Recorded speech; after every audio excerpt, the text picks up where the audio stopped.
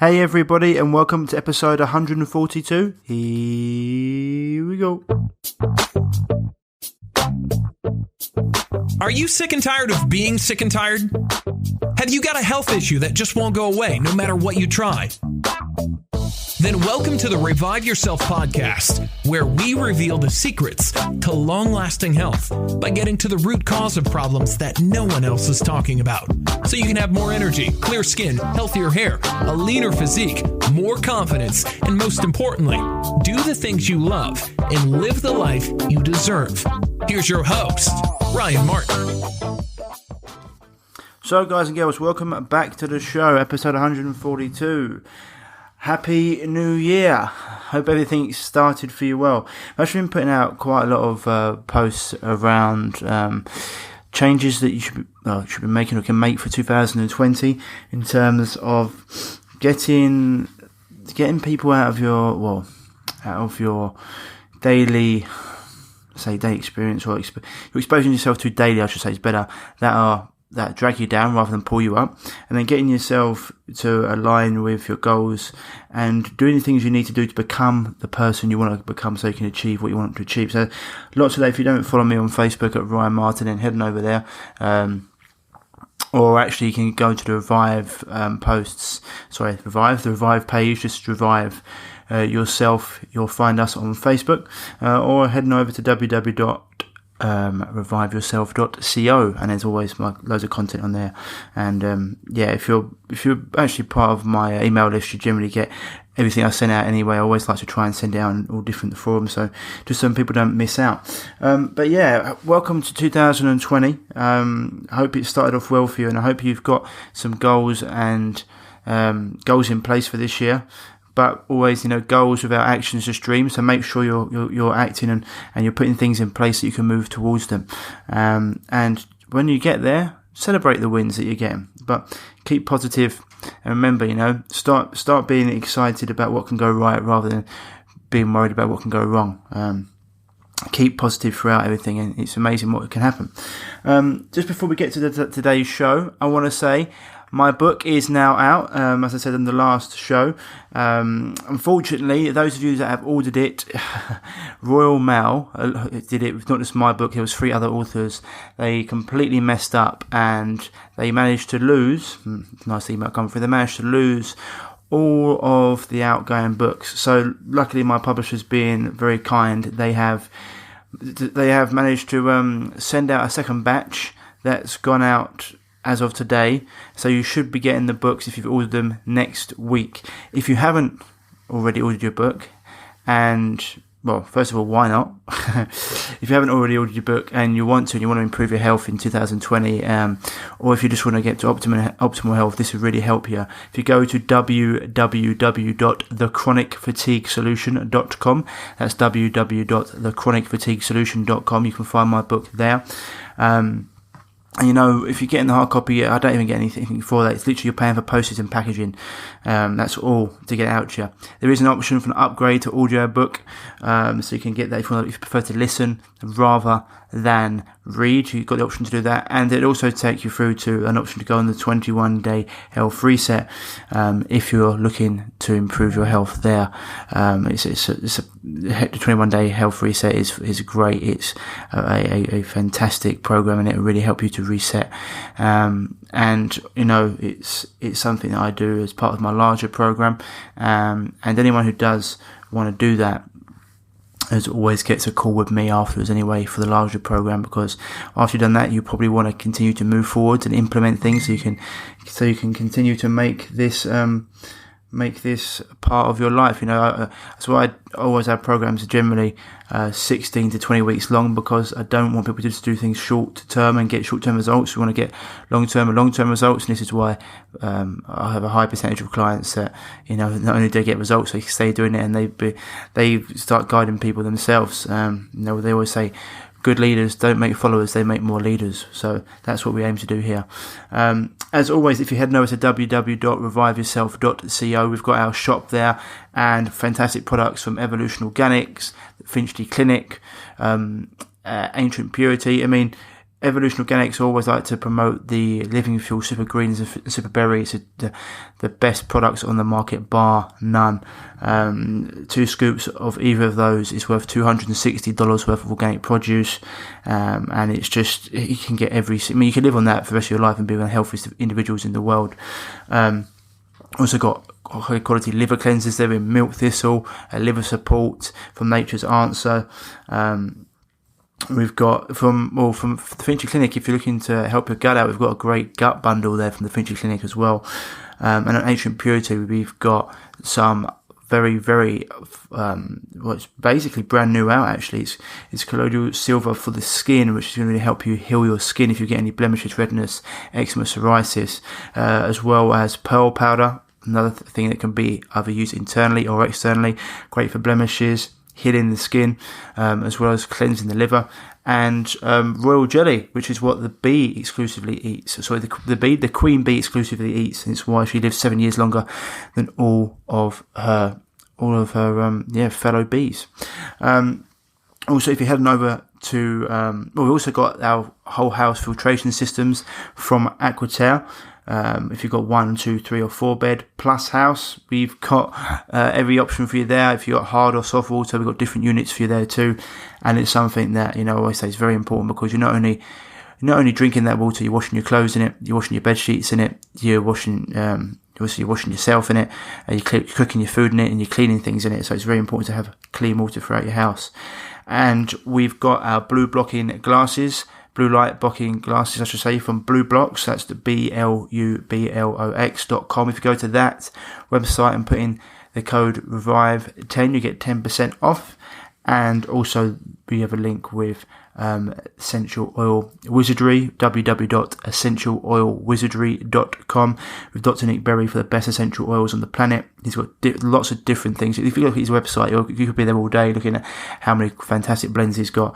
And if you put in the code REVIVE10 there with small letters, you'll get 10% off there too. Well, that's it for the little introduction. Today's episode is with a returning guest, Phil Escott. He has a great group on Facebook called 100% Carnivore and Beyond. He's also got a website, pureactivity.net. And he's just a fantastic person to have a great conversation with. He's someone that was a former vegan. He had arthritis as well as other autoimmune issues. He went full on vegan. Not only did he not get better, he felt a hell of a lot worse. And then he finally turned to carnivore, and all of his ailments started to disappear. And we have a long conversation here about all things carnivore, vegan, etc. And so if you're vegan, be prepared to be triggered. If you're not and you're an omnivore like me, keep your mind open. And if you're a carnivore, listen up, because there'll be some interesting things. And it'd be fair, even if you're a vegan, listen up. It's very, very interesting things. I've had so many vegans reaching out to me recently saying thank you very much, or I should say so many ex-vegans reaching out to me saying thank you very much for spreading the truth, because I was really, really ill. I didn't think it was a diet. When I finally went back to eating meat, I started to get my health back. For me, that's not a surprise. So anyway, without further ado, here is Phil. Enjoy, and I'll see you on the other side. As long as you can hear me, we're all good to go. How have you been, mate? It's been a little while since you spoke, since you've been on. I think it's been about maybe a year and a half. I know. I saw it come up on Skype. It seems like kind of yesterday, It's funny. How long ago? I'm trying to think actually. Yeah, how long ago was it? On the Skype, was it? Yeah, it's been a while, but because I'm always seeing your posts and sort of like it doesn't seem like it's been that long, to be honest with you. But lots of things have actually, lots changed, I'd say, in the world and diet since that conversation, in terms of carnivore sort of blown up, and even veganism's blown up. They're both sort of blown up in their own way, right? Yeah, they have, haven't they? Yeah. Are we doing just sound, or are you doing video as well? What you doing? We're doing audio. It's gonna be recorded in audio, but I can see. Can you see me? No, not yet. All right. I can see you leaning against a wall. No, if you click the camera, it should come up. No, that's if you click your camera, isn't it? You can see me. I can see you, yeah. If I click my camera, I'll disappear like that. Well, how comes you can't see me? One second. Oh, is it me then, is it? I think so. Ah, right. Got there you are. There we go. Sorry, my man. I thought that you could see me. Anyway, we'll leave that in for everyone because I can't bother to cut it out. But yeah, I mean, just looking at you, I mean, I think you're looking good. I think you're looking very healthy. Thank you. Yeah, yeah. Well, I feel it. There's still little things that go on that I could improve, but aren't there always? Yeah, But yeah, I'm sort of down to the last 1% now, so it's law of diminishing returns and tweaking little things here and there and biohacking this and that. It's quite entertaining instead of sort of being in proper agony. So. yeah. So what is the little 1% then? What you still got left to do? Oh God, just what have I got? Well, there's one knee that I'm still trying to get back online, which has not got any inflammation in, but it got damaged during the time when I had all that arthritis and stuff. Right. And so it's trying to get that back online with various things and working on it and working that leg and that sort of thing. Cool. Little things. I'd like to get sort of mental sharpness up another couple of percent, Yep. Things, little tiny things, Yeah, that's cool. Well, we'll go into that because it's interesting. But yeah, I was just saying, like, from the last conversation we had when we talked about Carnivore, and we talked about how it helps you heal and the issues you've been through, and been vegan, had lots of different issues, and that not working, and you're going Carnivore, and everything sort of changing. It's a message that when I first put it out there, a lot of my listeners were like, "Oh my God, I've never really heard of it." They hadn't really heard of it. And then obviously Sean Baker come on the scene, and it's sort of grown and grown and grown to almost a point now where it's vegan, carnivore. I sit in the middle. I'm an omnivore, and I do well at that.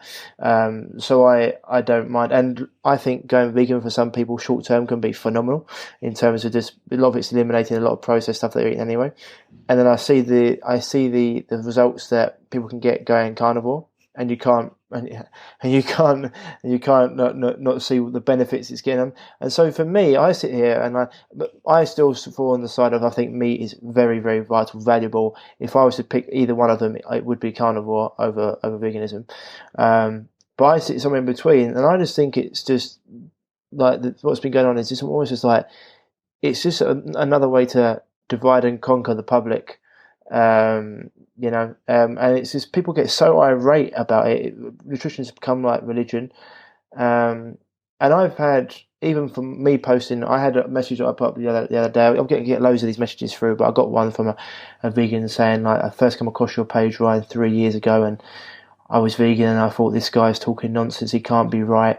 I kept listening to your message, and I kept listening to your message, and some part of me knew that you were right though, because I was feeling really bad. I started introducing meat into my diet again, and all of a sudden, I felt fantastic. And I was like, there you go. So you don't need studies to tell you what your body can tell you. I mean, you must have had so many messages like that. Tons of them. Yeah, tons. So are we recording now? Yeah, we're recording. Yeah, cool. Yeah, it's a funny old thing with the vegans, isn't it? It's I've had people who sort of given me death threats or sort of close to come back and say, "Oh, I'm terribly sorry, and my thyroid's blown up," and that kind of thing. And you see it again and again. I don't think it's even a good intervention in the short term. I think it does work, but having done it in the short term, because I was vegetarian for about 30 odd years, and then I was really only vegan for about probably 9 months or a year. And yes, you get initial benefits, but depending on how healthy you are when you start, if you're a young guy eating a whole load of junk food and you go vegan, you're going to notice some improvements in the first little while. So then you get this honeymoon period. It's usually somebody's first experimentation with diet. And so they think that they're great experts. They've seen Cowspiracy and Forks Over Knives and all that sort of crap. They've seen all that, and then suddenly they go and turn vegan and they get a few health benefits. But the sicker you are, then you still might get some benefits, but the shorter they'll last because the nutritional deficiencies kick in quicker. And I mean, since we last spoke, I suppose I've been down this rabbit hole of exactly what we did eat. And it just seems to me that in every area of the globe, our preferred food was fatty meat. And it's not, I'm not militant carnivore at all. I'm completely carnivore because I find it easier. I like the rebellious nature of it, and I feel the best on it. But does everybody need to do it? No, not at all. I just think if everybody knew it was our preferred ancestral diet, we've always eaten it, if they understood the human physiology of our actual digestive system. I mean, it embarrasses me when I think about my first book that I wrote in '96, and I was writing about, we're like gorillas and this and that. It's just nonsense. Just because we look like them doesn't mean to say we are them. And if you want to eat 40 pounds of vegetation a day plus your own poo to get enough vitamin B, B12, then eat like a gorilla. Fine, away you go. See how you do. But our digestive systems are more like hyenas. We're more like scavengers. pH is more like that. We have a short cecum. We are totally adapted to meat, and we have been for millennia. And that's just the fact. That's how it is. You can tell from bone isotope records. If we could accept that and then see the modern dietary nonsense for what it is, and then you get the vegan thing and the 5 a day bullshit that keeps being put out all over the media everywhere. And you see that came from nothing. That was all nonsense. And none of the fruit and veg that are in the shops now are anything that we found in the wild. They're all bred to be really sugary, the fruits. They're all flown in from other parts of the world. The vegetables are, they didn't even exist. You don't get broccoli in the wild. You don't walk around and find broccoli. And if you did, you probably wouldn't eat it. Now, we ate starchy tubers. They're really nice. You mix them up with some animal fat. Who doesn't like a buttery roast potato? They're fantastic. But does anybody actually like spinach and broccoli without it being soaked in butter? I don't think many people do. You see, I think that people should be educated in that. And if they're eating veg and they actually like them, then fine, go for it. I've got no problem with that. I don't think anybody should be eating grains. I think that's pretty obvious now that it's really horrific for our health. Some people can take them for a while, but everybody, even if they think they can take them, seems to feel better without them. But it's the veg thing. It wasn't in the wild. We're not really designed to eat it. It's sprayed with a load of crap, obviously. The soil is now depleted, so we don't have the vitamins and minerals in the veg that we used to. And those vitamins and minerals are not very accessible. They're not very bioavailable. They're wrapped up in indigestible cellulose. And so you're not really accessing them. If you look at it on paper, that's not the nutrients you get. But everything in meat you can get, particularly if you eat nose to tail and you eat all the organs, put a bit of fish in, put a bit of egg yolks in now and again, and you'll be covered for every nutrient you could possibly need without any of the anti-nutrients. And then we haven't even gone into the anti-nutrients in plants, the oxalates, the lectins, the salicylates, the whatever. So I'm not militant. I think it's a matter of choice. I think everybody should eat what they want. But if only people who are very sick would know that, yes, even the broccoli and spinach is probably having a horrific effect on you at that stage. And so cut it out. Go back to just beef and water, fatty beef and water, and then get symptom-free for 6 months and then reintroduce. This was always known in all the other cultures. If we only knew that, and then we could implement that when somebody really needed it, then that's great. And then you can reintroduce other things. I did a video about reintroducing foods on a carnivore diet, and it would be, reintroduce maybe egg yolks first, and then some fish, and then maybe pork and chicken. Not so much chicken, because they're all fed on the wrong things in this country, pigs and chickens. Not there's anything particularly wrong with them as such, but if a lot of people react to them. So, you learn these little tweaks. I learned so much as I've gone along about how people react to things. If somebody comes to me with sort of flaming arthritis, absolutely, beef and water, nothing else. Just get it under control, get the symptoms gone, and you'll be amazed. Then you can start to reintroduce things. And then if you come to the veg, if you're reintroducing one thing a week, one thing every 2 weeks, you'll find out yourself what your body can take, because at that point we are all different. But I believe we're not different in that fatty meat from ruminant animals is our preferred food and the food that we react to the least. Now, the thing is, if you're out in the wild, whatever your latitude is, this is what everybody misses, particularly vegans, the circadian element. Now, if you're out in the wild and you go and find some nuts, you're going to eat them. You go and find some berries, you're going to eat them. You find a load of honey, you're going to gorge on it, because we're all sugar addicts. But that doesn't mean to say every meal can be nuts, berries, and honey in the middle of winter in England.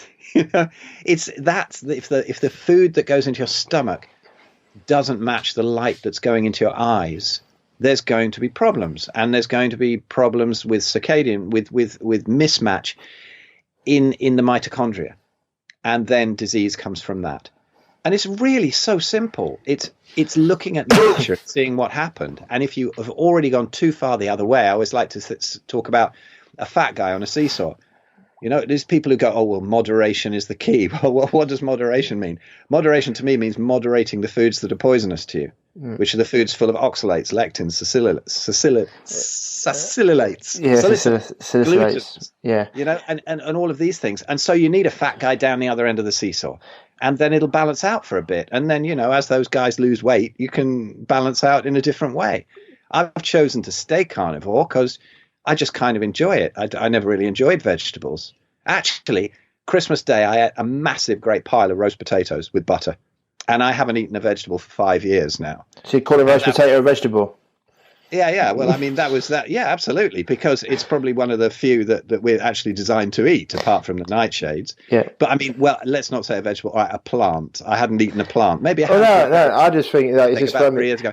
I just wanted to. And I tried it, and I had no ill effects. Yeah. I thought, excellent, fine, and I didn't do it again. But years ago, sort of 6-7 years ago, when I was very sick, if I had like a couple of chips, I couldn't walk the next day. Right. But now I can. Was that what it was cooked in, or was that the actual potato? Probably a combination of the two. Yeah. Because they're usually cooked in those horrible vegetable oils, aren't they? Yeah. But yeah, I don't think anything is evil. I think there might even be something small in this hormesis thing, where a little bit of poison does you good to make you stronger. I don't think so. I'd rather get my hormesis from weight training and cold thermogenesis and stuff like that. But it might be fine. But all I'm saying is I have been very sick, and I deal with people who are very sick. And the miracles I've seen with the complicated issues, like, say, multiple sclerosis, stuff like that, when people go from a keto diet with very few veg and just drop the last of the veg out, that jump to carnivore seems to heal more than the jump from regular diet to keto. Mm-hmm. And that's what's blown me away. I've seen it over and over again. And then, and then the vegans come and attack you and give you death threats and stuff. And you go, listen, guys, the secret to saving the soil is to put ruminant animals back on. This stuff is not grown for the animals and fed to the animals. It's there because humans eat it and turn it into fuel and do all sorts of things with it. So there's so many misconceptions out there. Sorry, I'm babbling. I'm on one, aren't I? I'm just going. There's so many things there's so many elements to this that people don't see. It all ties in with circadian biology, the health of the soil, what nature did, where the grasslands were with the ruminant animals, what we used to do moving around after them and eating them. And it, the whole vegan thing is, it just seems to be a cult for angry people looking for something to be angry about. I wonder if they were angry before they got vegan. It seems to me that the more vegan they get, the angrier they get. The hormones are over the place. I mean, I'd be angry if I was ill all the time as well. I sit there and I said to someone the other day who was talking about it, talking and saying about how diseased and everything I'd be from eating meat. And I said, well, I'll tell you what, mate, you've been to a vegan convention because it looks like The Walking Dead.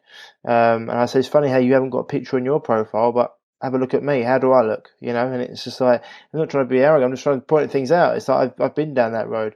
The thing is, you say there's lots of different ways. You've opened so many different avenues we could go down there. So when you talk about the digestive tract, it's really interesting because people always talk about how, we are meant to eat meat. We're not meant to eat meat. I always look at, do you know Byron Robinson, MD? He looked at his research. So he dissected like 650 bodies and measured the length of their intron, so mouth to anus, and he found that there was like 100% difference between all human beings depending on where they lived. Some were 42 foot in length, and others were 21 feet in length. And then he correlated the length of digestive tracts to where they lived, and he found out that the people that ate more plants, they had longer digestive tracts. The people that ate meat had shorter, and like it was like the tribes that ate more meat had more digestive tracts, more like hyenas and like dogs, and the ones that ate plants had longer digestive tracts. It was just how our bodies have adapted to the environment, and I think that we're like one of those things that we can do that. And I've seen people like a lot of people can. Some people that they can eat what they want and they're fine. That's great, but other people like us, the reason we got into this is because we were ill and we just sort ourselves out. And my thing is always, look, do what works for you until it doesn't, and then have it open mind enough to be able to change. Don't get so, I have calls sometimes, or people contact me and they get on their phone call from me and they say, oh, by the way, I'm a vegan. I say, cool, why are you a vegan? Oh, because it's the healthiest, it's the healthiest diet. I say, well, okay, so why are you on the phone to me then? You're ill, and so if that was working for you, surely you wouldn't be on the phone to me. I say to them, would you rather be ill and not eat meat, or would you rather be healthy and eat meat? And they say, well, some of them said, I'd rather be ill and not eat meat. I said, well, good luck. You're not the client for me, because at the end of the day, the healthiest human being that you can be then makes the most intelligent decisions, and that's how we all can help the planet, because we can only vote, no one else can vote. And so, I mean, there's so many different avenues you've opened up there. I mean, the light with I know you're a big fan of Dr. Jack Kruse, and I want to get into that, the circadian rhythms and the light. Have you ever heard of Sun Sync Nutrition by Atom Bergstrom? No, I haven't. No. He talks about like eating in terms of certain foods, in terms of what's lung time, what's kidney time, in terms of like eating foods in relating to the organs of the body, which is very interesting. And so there's lots of ways to go about this, and I find it hard when you said that it's winter, you shouldn't be eating honeys and berries. But for me, when I eat fruits, my digestive system loves them. Whereas, they feel very good on the fruit. So I mix it up. Sometimes I have oranges, sometimes I have pineapple, berries. I know it's winter and it's January and it's dark out. But I don't know. I just seem to do well in it. My digestive system seems to do well in it. So I keep them in. If I started to not feel good in them, then I wouldn't. But it's very interesting. Like I 100% get where you're coming from. When I deal with people who have got I've got MS patients, same as you, and things like that. There's a certain things that we all take out, and as you said, a lot of the things that cause inflammation and there's allergenic foods. Your alcohols, your processed foods, your refined foods, your meats. Your wheats, your glutens, your dairy, your alcohol, or your pasteurized, homogenized dairy. And all these things. And then certain people will react to other things. You said like plants or avocados, and so it's all about getting to know them. But really, really interesting how you were talking about that then, about the food and the light as well, because I'm actually under the light now. About sort of time, about 8 o'clock, I'll put on my red block. You've actually got complete red light there already, haven't you? I know. I'm upstairs so that the kids don't disturb us, and the light went. I'm under a skylight here, right. And I've got a incandescent orange fire glow bulb, which is all the bulbs that we have in the house. And that's all we got now, yeah? Yeah, that's all we got. So if anybody wants me on the podcast after this time of day, they're going to have to get a red version of me. It's we just use candles generally. Yeah. We even have orange screen over the TV. Yeah. So the kids don't get flooded with blue light if they watch something in the evening, and they go to bed easier when you've done that. Yeah. I bet they do. Yeah, I bet that's it. I mean, I'm quite lucky in terms that I put my red light. I take everything else is black. My glasses go on, and when I'm pretty tired, I hit the sack, and I'm pretty good. But I do know, having listened to Dr. Jack Kruse, and he talks about it being extreme, like it's almost as bad as smoking. Or if not worse, in terms of it. But I'd love to go more into that, because about your circadian rhythms and about the light in your eyes matching the food that you're eating. So, I mean, as you're talking about that though, because you're saying the light in your eyes matching the food that you're eating, wouldn't that change as you go through the year? Because if you're carnivore all year, as the days get longer and the sun comes out more, would that traditionally mean eating more plant-based foods or changing meats that you eat? Yes, probably. And I don't know about changing meats that you eat. It might do, it might not. It entirely depends what you can hunt down at the time, doesn't it? That's very difficult to say. But animals obviously are alive all year, and plants are not accessible all year. So we'll always have access probably to the same animals, unless they're ones that hibernate or whatever, and we can't find them. But I bet we knew ways to dig them up anyway. We were ingenious little buggers. So I think it's just the basic food. If you're happy with it and you do it long term. Now, there's a really interesting thing coming up in the carnivore world now, and I'm fascinated and learning so much listening to Paul Saladino's podcast. Yeah, he's really good. Yeah. I mean, is he really good? Yes, probably 99% sure that he is on 99% of things, but he's also knows that he's experimenting. That's what I love about the carnivore. Oh, yeah. That everybody's just experimenting.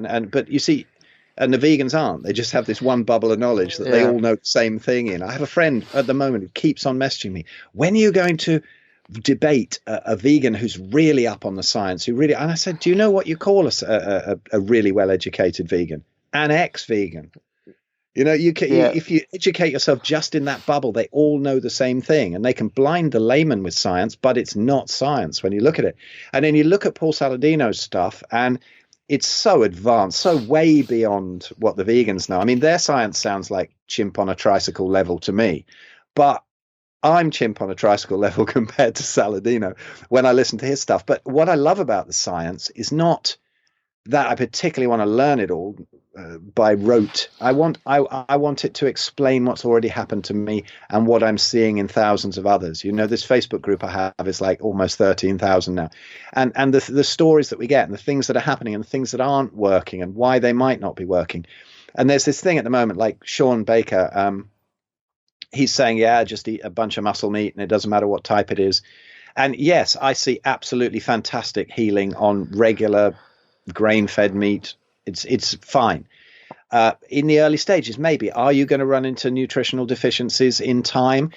After 5 years of eating predominantly muscle meat, now I do eat liver and I do eat oysters, but recently, for the past 3 months, I've been so busy that I've just been throwing burgers under the grill that we make, you know, and steak with a spoon, I was going to call it, because my 4-year-old calls it that.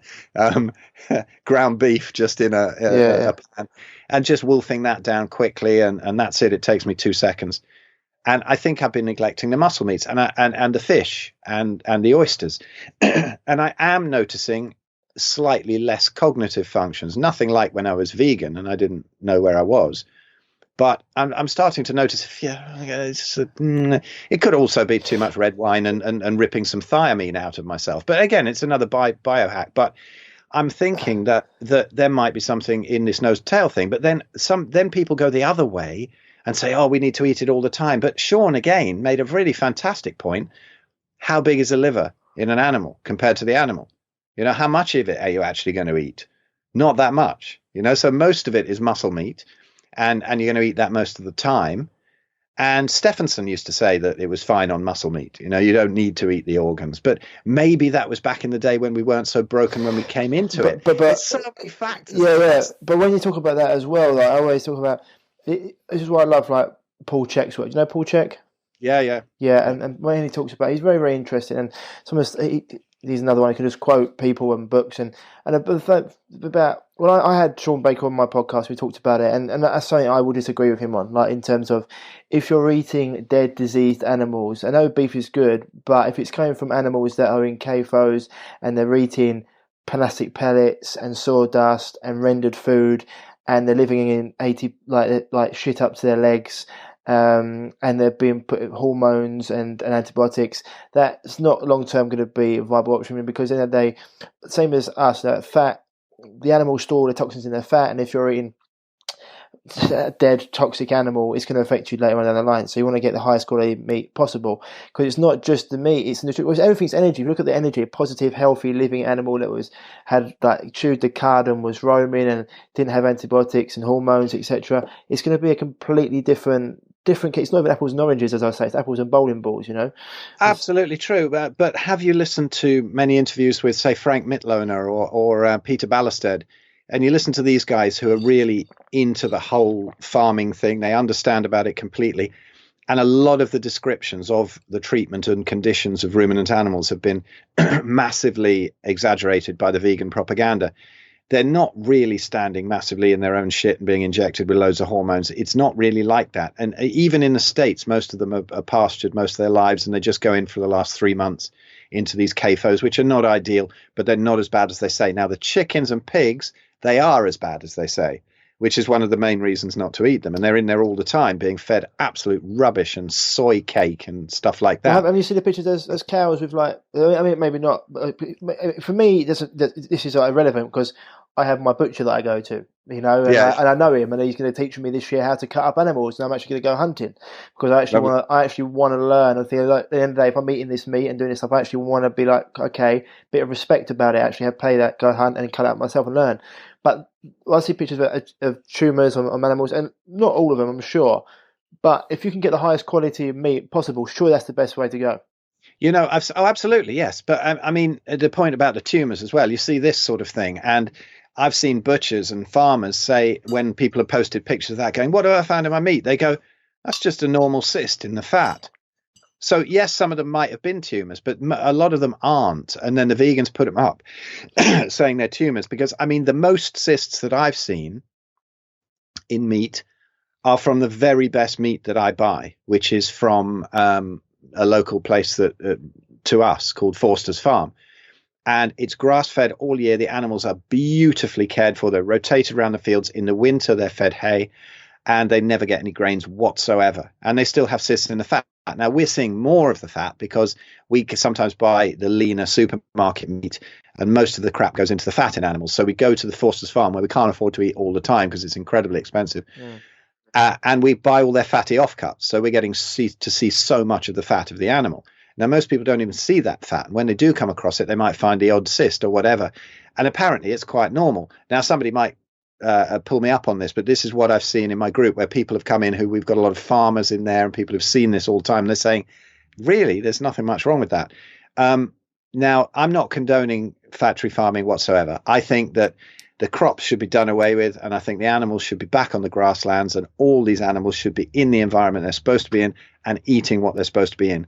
It's supposed to be eating. But if somebody really sick comes to me and they say all I can afford, they're usually from the States, people I talk to. I don't know about you, but they seem to be sicker in the States and they have a bit more money. No, they will be sicker. They come and they say, look, I can't afford anything but Costco ground beef, and they're on some potato and cereal diet. I go, eat the Costco ground beef.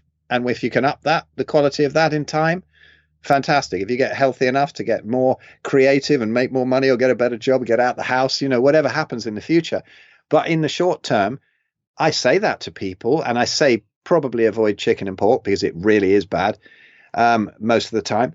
But, if they can eat that ground beef and they can afford it and they can get better, that's all I can do for them. If I see somebody suffering in front of me, I'm going to put that above the animals. But I will always say, and absolutely agree with you, that all of our farming practices are messed up, and we really need to rethink all of it. But it's all being blamed on the wrong things. And then you bring in this ridiculous business about climate change, which I'm not so sure we cause it anyway. But even presuming we do, one of the main ways to get rid of it or the greenhouse gases that they call it, is getting the carbon sequestration back and to get the animals back on the land. It's so obvious. The death of societies has shortly followed the death of the soil. If you deplete the soil, you've got nothing left. There's not going to be any vegan soy burgers either. They're not going to be able to grow them. So if we get back and put the ruminant animals back on the land, then this is going to sort everything out anyway, whatever you believe in. Well, I mean, it's crazy. It's crazy. Yeah, I mean, just to recap, when I talked about the tumours, I actually meant like the animals walking around where you can see tumours.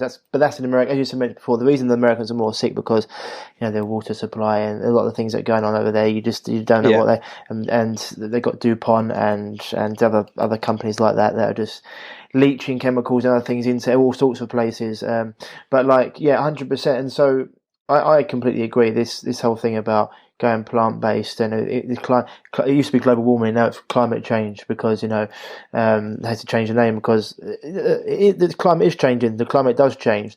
That's what happens to the planet. Is it us? Looking at the stats, I very much doubt it. But yes, as you mentioned before, going You mono. evil denier. Yeah, I'm an evil When denier. you get words like that coming in, it sounds a bit sketchy to me. You're a climate change denier. Yeah, This is hello. No, we're just yeah, throwing around opinions here. yeah. Steady on. It's also Crazy. like looking at the research, and I was to say like it's just interesting like why these things come up. It's just like it's funny because I've got one of my friends got a health company and he was always vegan, and as mentioned it before, like he's actually gone like fully meat now, and he said like it's amazing how he looks back and thinks, what was I like? His mood, his desire, sexual desires, being angry. He says I know that people think they're all angry, and he says what's going on here? Is this like an Agenda 21 thing? I don't know what's going on, and it's interesting. But you know, more people that I see, like because it's weird. I think the amount of people that, as you said before, look, you said to that guy, if you can only eat cereal, whatever he's been eating, and you tend to eat ground beef, of course, because it's like you're getting rid of a lot of crap, and he's having meat, which is going to be, it's not as nowhere near as allergenic. If it is allergenic, it's got anything in it. It's like he's taking away things that are causing inflammation and allergenic responses, and giving him something that's not. So he's going to be, so you're just reducing the amount of toxins coming in, which is key. The other thing that a lot of people are doing now is intermittent fasting, and they can get away with a little bit of nonsense because they're giving their body time to recover from it.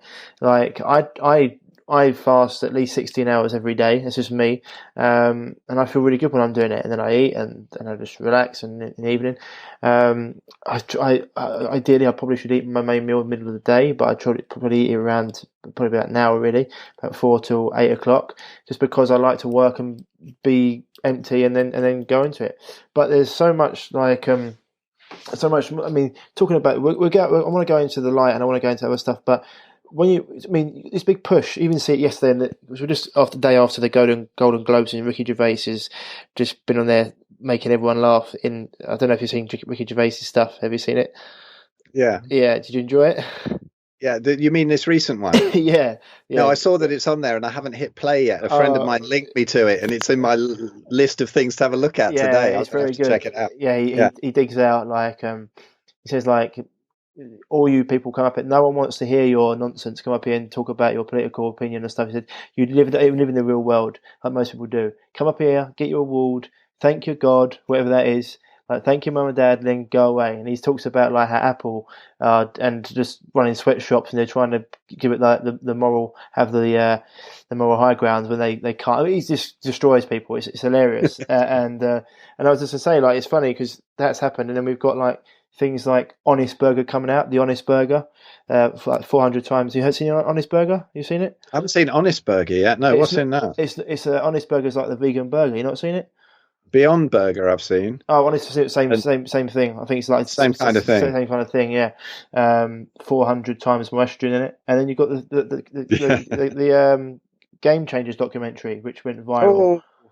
Yeah, I know. I had to talk about it because it's like people come to how many messages I got through. Ryan, have you seen this? It's like, and the problem was when Chris Kresser went on Rogan's podcast and discussed it with James. Wasn't that painful? He was just too meek and just not understand. It was painful because it made like the vegans community think that they've got it right. I was like, get Paul Saladino in there. That would be hilarious. Exactly. Yeah. I mean, I as soon as I did that, I did a video to it, and I never get involved in the politics of it, but I thought I'm going to have to listen to it because this is what I do and whatever. And I found it very difficult. I had to keep stopping. Okay. Now, I was never one of these people that hides behind the sofa for any film or anything like that, even as a kid. I love it. I love things like that. And yet that guy Wilkes, I couldn't take more than about 20 minutes of him at a time. He was he was the same as any vegan, where he gets this little bubble of science and then goes nuts and starts shouting people down. So do you not understand how to read a forest plot? And it's like, there's a million other plots out there that guy doesn't know how to read, so you can do that. If I'd have been in front of Wilkes, I could have said, do you know what deuterium is then? Do you know what it is? You don't? Well, then you're not an expert. You can always catch somebody in something that they don't know. And it's such a horrible technique. And yeah, Kresser was. But you see, the problem with that was that Kresser is also plant-based. And he needed a really, really, really well-studied carnivore. He needed like Ken Berry, or like you say, Paul Saladino, or somebody like that up there, who has the bottle to actually go for him. But I mean, look at Rogan. He's gone carnivore for the month. I hope he's not doing it to sort of go through all the initial teething problems that people have, like electrolyte balance, and then come out and go, I felt awful. I hope he's got somebody good advising him. We shall see at the end of January.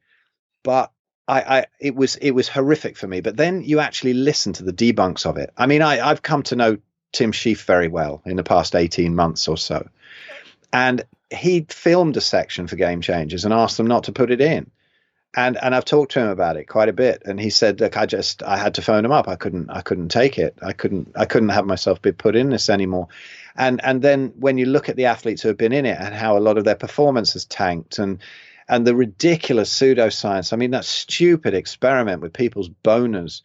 I mean, that was just crazy. But it's like they leave out so much. It's like, what else could it have been? It's just, I look at these studies and I think, because, as you said, people that listen to it are not like me and you. They haven't been. We've been through this. So I've been doing this like over 10 years now. You've been doing it longer, and it's like I've seen. And it's like you get to a point when people say stuff to you, and you're like, do you know how? It's like, do you want me to? And they ask you a question, and they want you to answer it in a sentence. You're like, you want me to get like literally tens of thousands of hours of research and conversations into a sentence? It's like, the answer is, do you ever have that fantasy that you could get like a USB and just download quickly before they interrupt again and say, like, here, take that? People hate the answer depends, but it does depend so much. It's like, what else are you doing? This, that, the other. It's like people say, oh, it's like, well, what water were you drinking? You know, as you said about depleted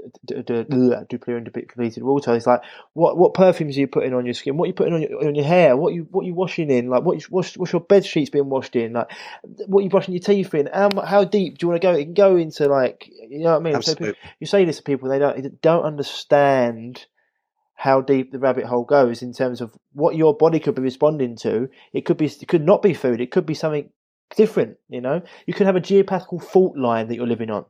You know, and that could be the issue. And so, like, people don't understand this. I keep saying to people, if you want to understand diet, stop studying diet. You'll never understand it. It's the old Einstein thing. You can never deal with a problem on the level of the problem itself. If you want to understand diet, go and look at anthropology. Go and look at circadian biology. Go and look at quantum biology. See what's happening. See what happens in the cell and understand why.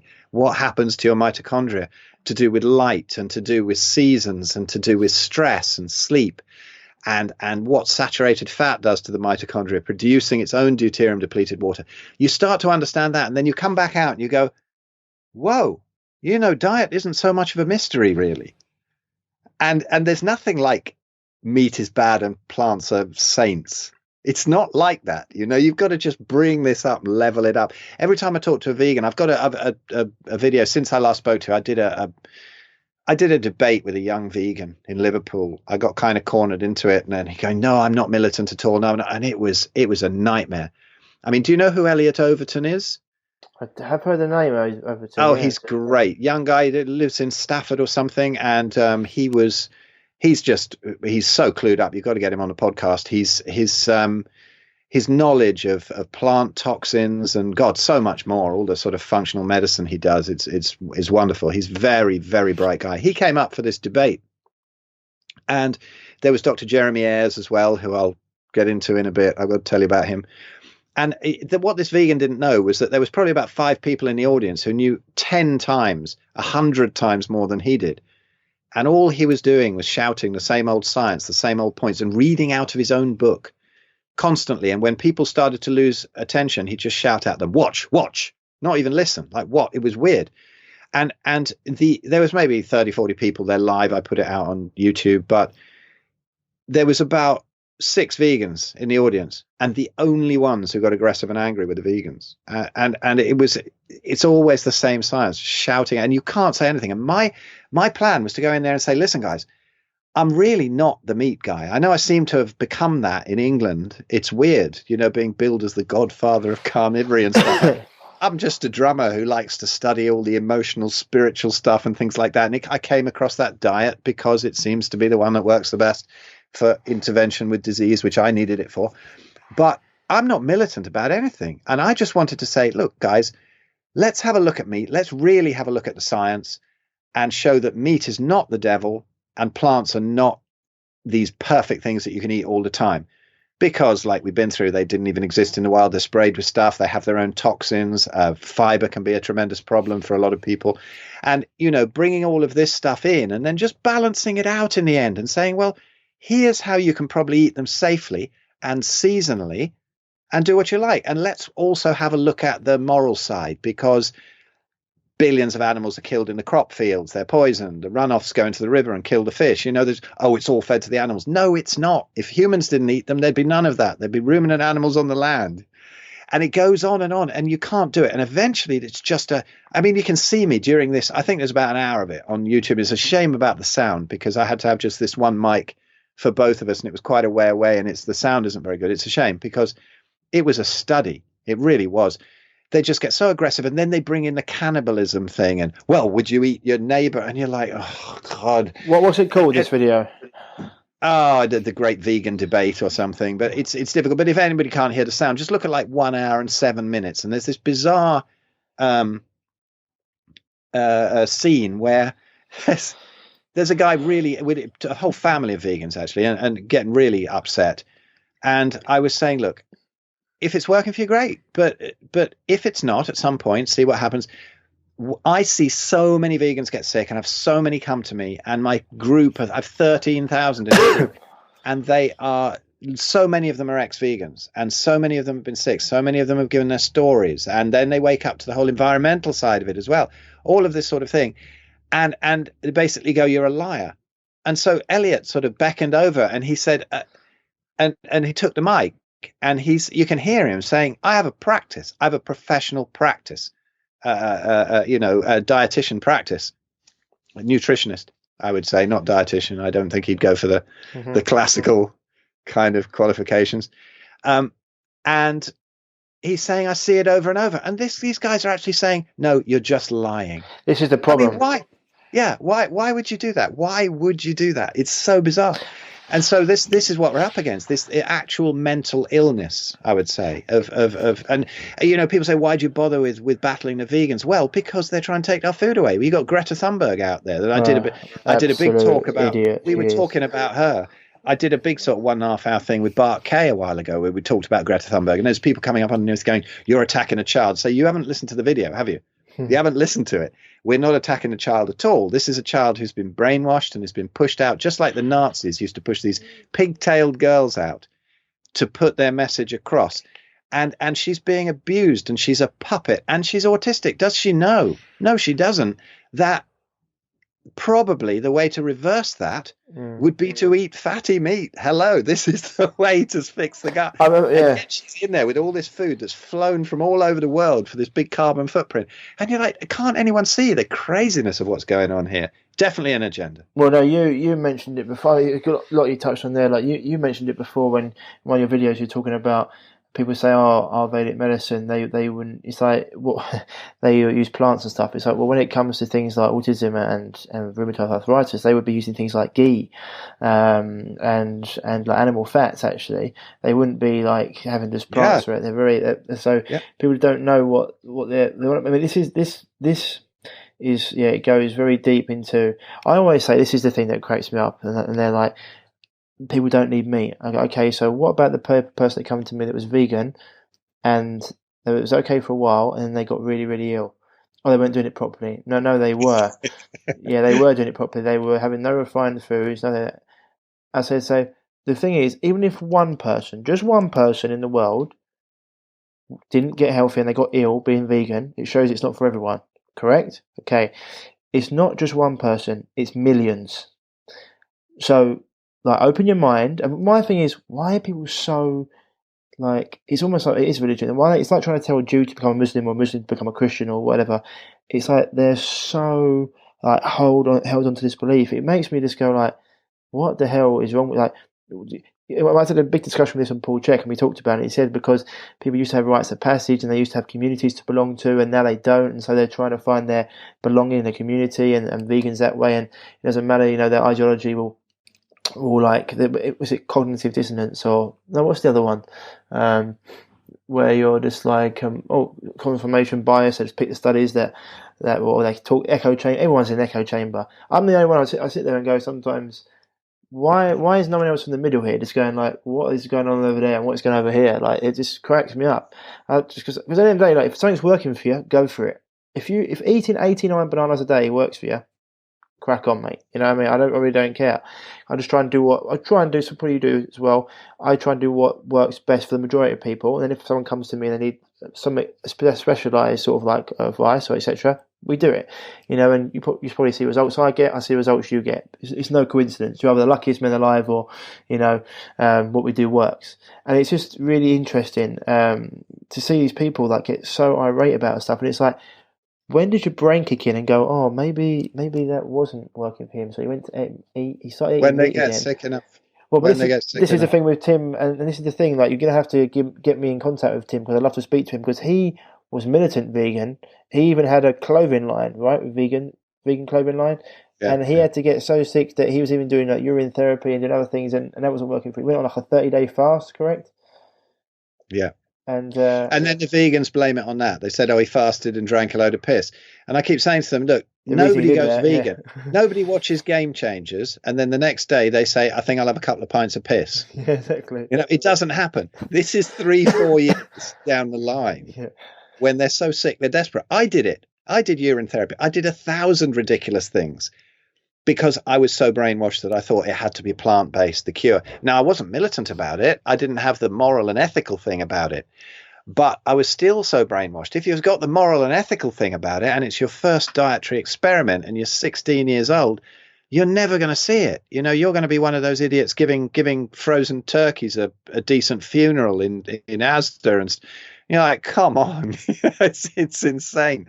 So I think, yeah, Tim's case is fascinating. It's people just come down on him so hard, they really do. I even put up a video where he was at my house and he's running around on top of the fence and on top of the garage and stuff, and he's mucking about, and my son's there, and Dr. Jeremy Ayres and Graham Norbury, who I'll talk about in a minute, and my missus and my 2 younger kids.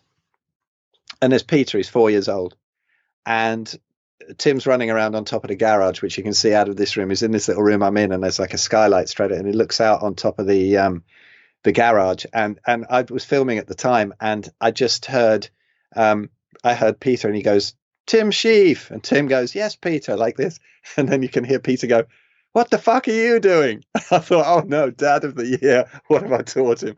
But it was so funny because he'd obviously been up here, he hadn't seen what he was doing, he just looked out the window and went, there's a bloke on our garage, what's he up to? He's mental, isn't he? Yeah. And I thought this, and even under that video, there was vegans popping up going, he's just looking out for a urinal to drink more piss from. And you're like, oh, for fuck's sake.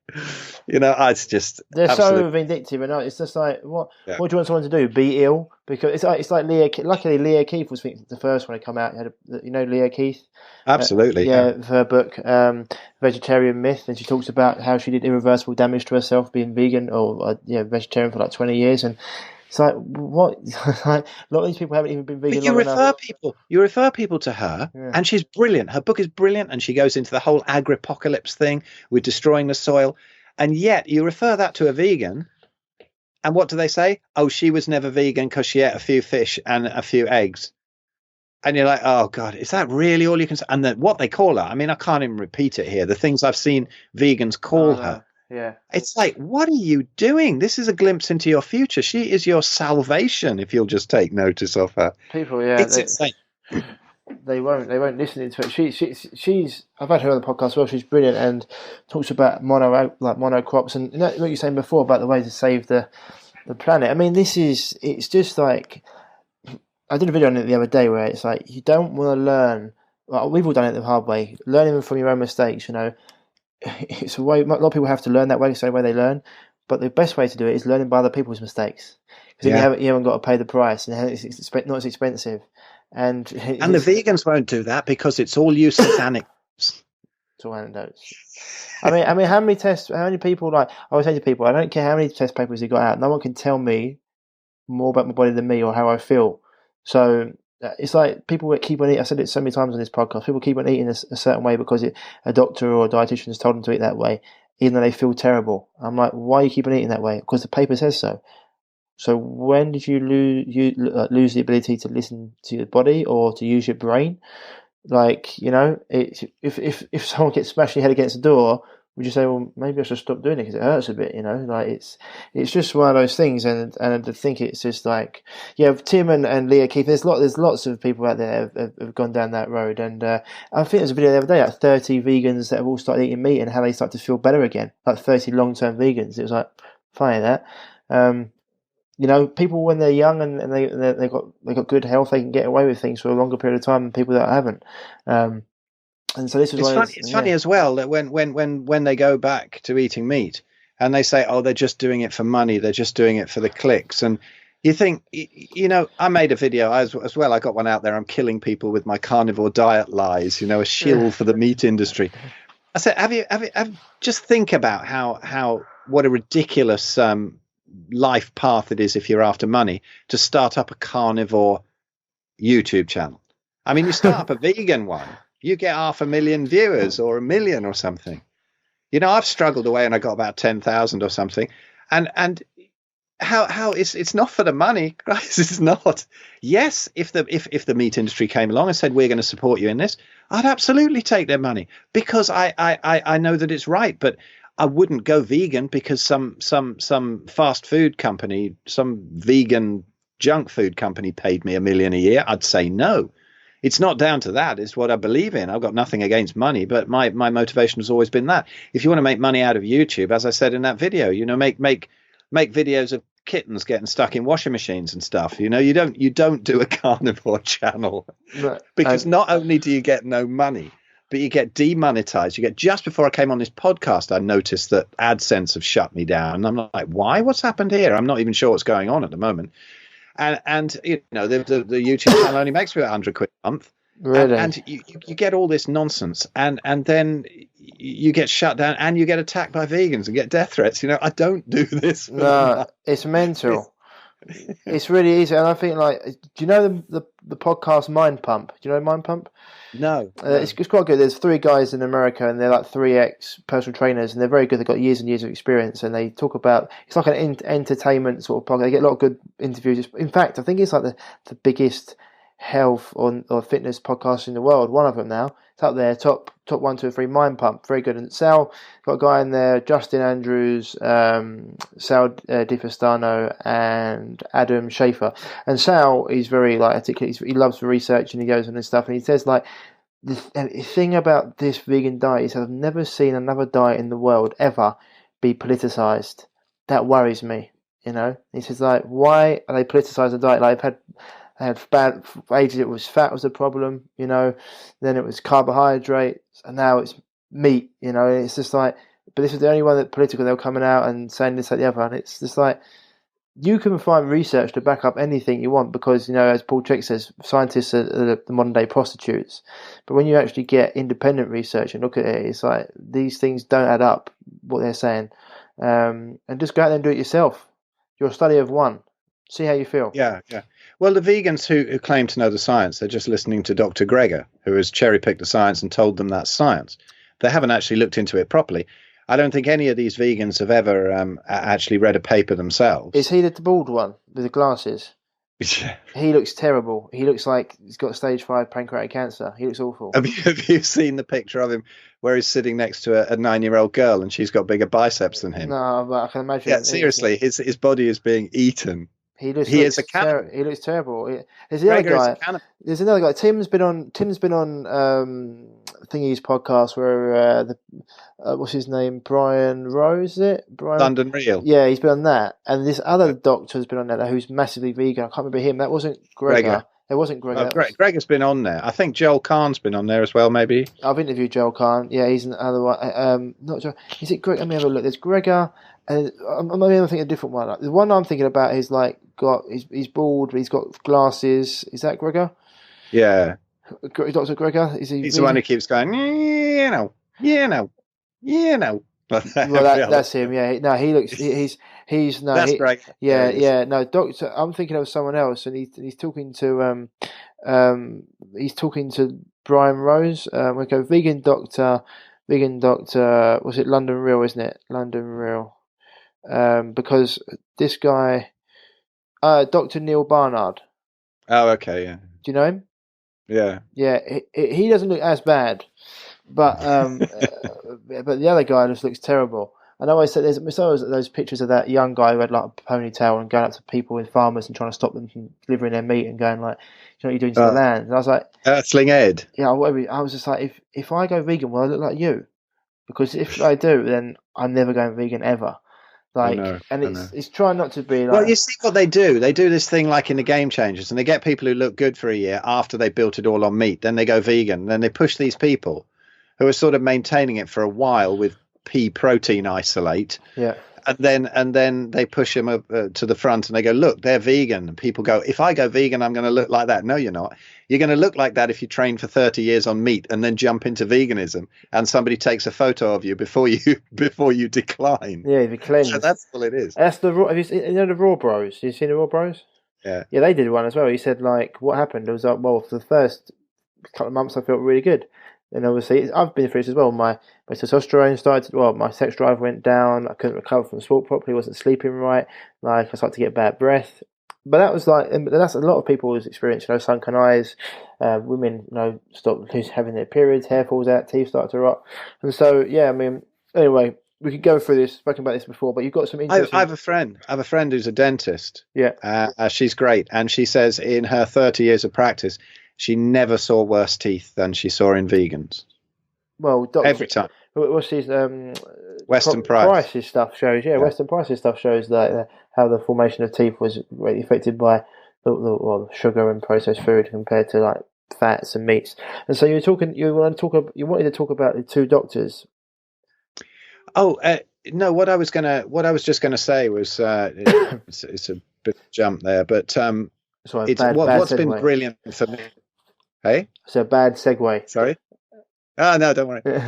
No, what's been great for me this past year or so, well, a couple of years, I guess, since I've known some of them. I was doing a talk locally in a pub where I play drums at quite a bit, and I know the landlord, and he has this music pub that I play there quite a bit. And upstairs, he's got this big room, so I thought I'll start to do some sort of ancestral health talks. And the first one I did, this guy walked in with some blue blocking shades on and sat down, and I thought, that's an interesting dude. I'd already started talking when he came in, so I didn't know who he was. And at the end, he came up and chatted, and his name was Graham Norbury, and he had studied Jack Kruse, and to the nth degree. And then he'd found my stuff, and he'd watched all my videos and whatever. And he'd come along. He thought he lives up in the Lake District. I live down near Liverpool. It wasn't that far, but it was quite a way to come for a talk. So I was very honored, and we became really good friends. And honestly, this guy, I've never heard anybody explain things so well about Jack's stuff and just about the whole light and magnetism and deuterium. His knowledge is unbelievable. And so I got to know him pretty well, and he came to some more talks. We hung out, and then on my Carnivore group, I started to notice this guy called Dr. Jeremy Ayres, who had come along, and he was giving out this wonderful advice. He was also very funny, and we obviously got on. And he ended up moving from Mexico to Liverpool to be near me here and do some projects. And so Graham's nearby, and we've since teamed up with a guy called Ben Hunt.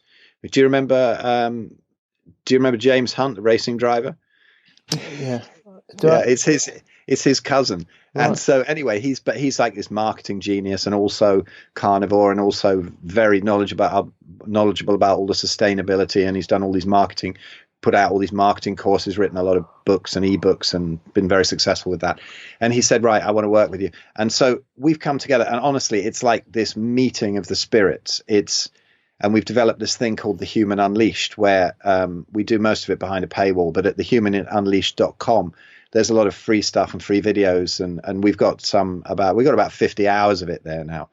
But the way that we are with the three of us, like Jeremy Ayres, he's osteopath, a naturopathic doctor, functional medicine doctor. He's been fixing people for 30 odd years, and his knowledge is unbelievable. And he found that the last piece of the puzzle for him was carnivory. He was putting them on people on all these juice fasts and blah, blah, blah, and all this sort of thing. And he was having a lot of success with all the other methodologies because he's got hundreds. But once he found Carnivore, it was like that last piece in the jigsaw.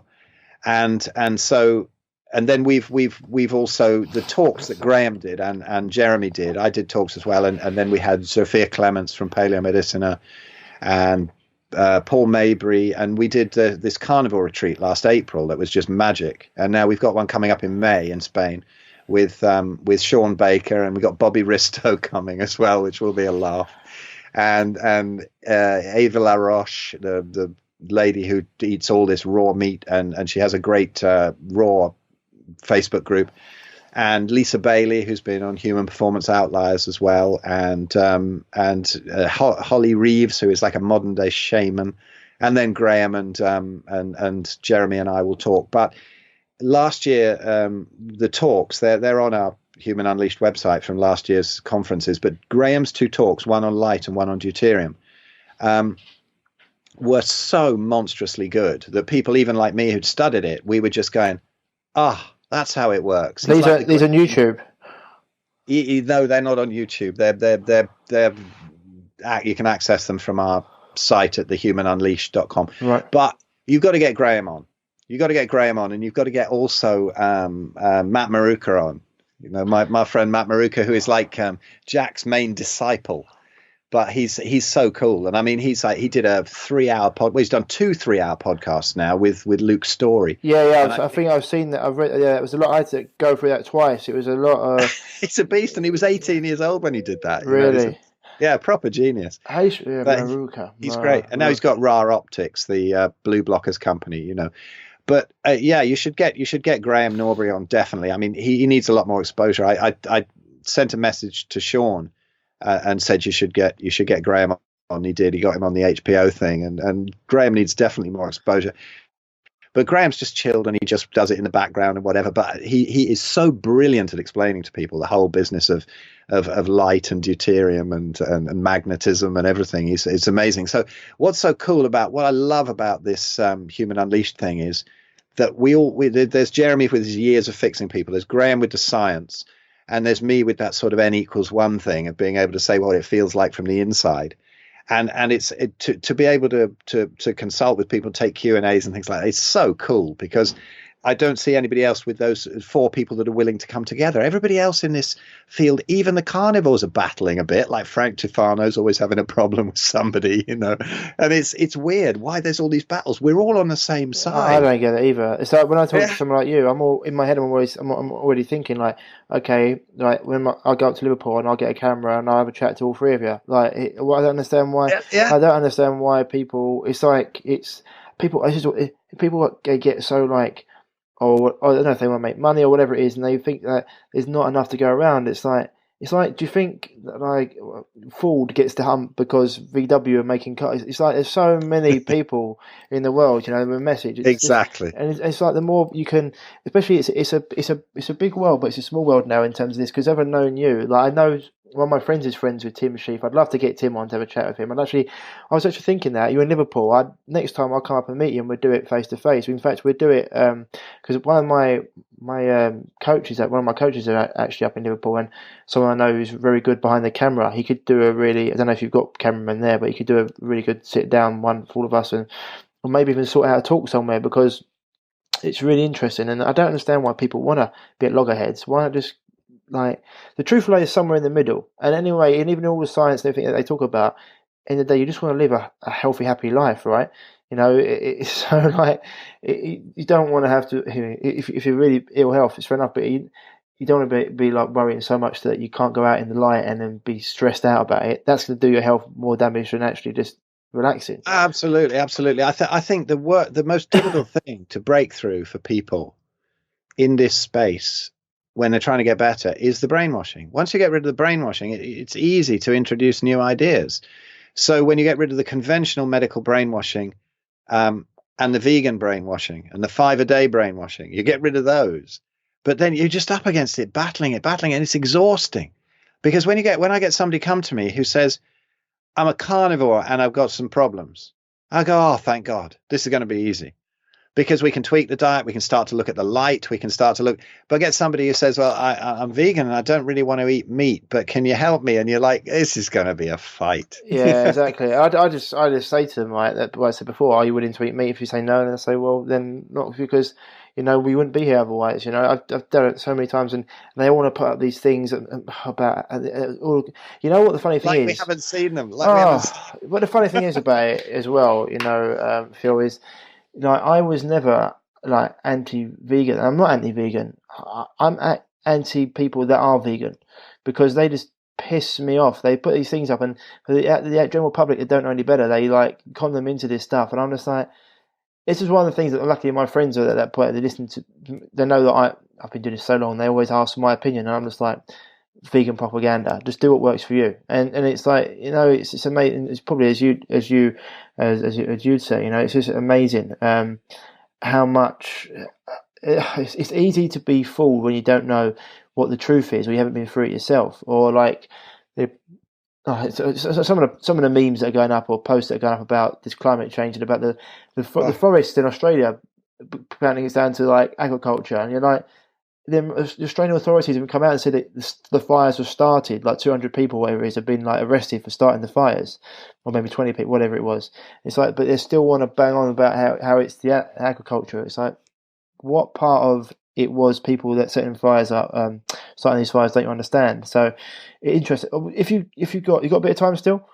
Yeah, perfect. I want to get into, because it's really interesting. I'll definitely want to get them guys on the show, and we'll have a chat about it. But when you talk about the light and the food, and your circadian rhythm, what's like to go into a bit about that? Like, what would be the biggest takeaways from that? Because are you talking about in terms of what you should be eating whilst you've got blue light, and what you shouldn't be eating when you got the blue light from outside? Yes, I think. Wow, where to start on that one? And if you ask Graham, he probably wouldn't stop for about 2 hours. He's fascinating on that. Well, the thing is that different food actually triggers the bacteria in your stomach to actually release different frequencies of light. Like if you eat a load of carbohydrates, the bacteria are actually releasing blue light into your stomach, for example. So if you do that late at night, you've like got the sun shining inside you. And this is going to mess about your circadian rhythm, whether you have blue blocking shades on and you've got all the lights out in the house or not.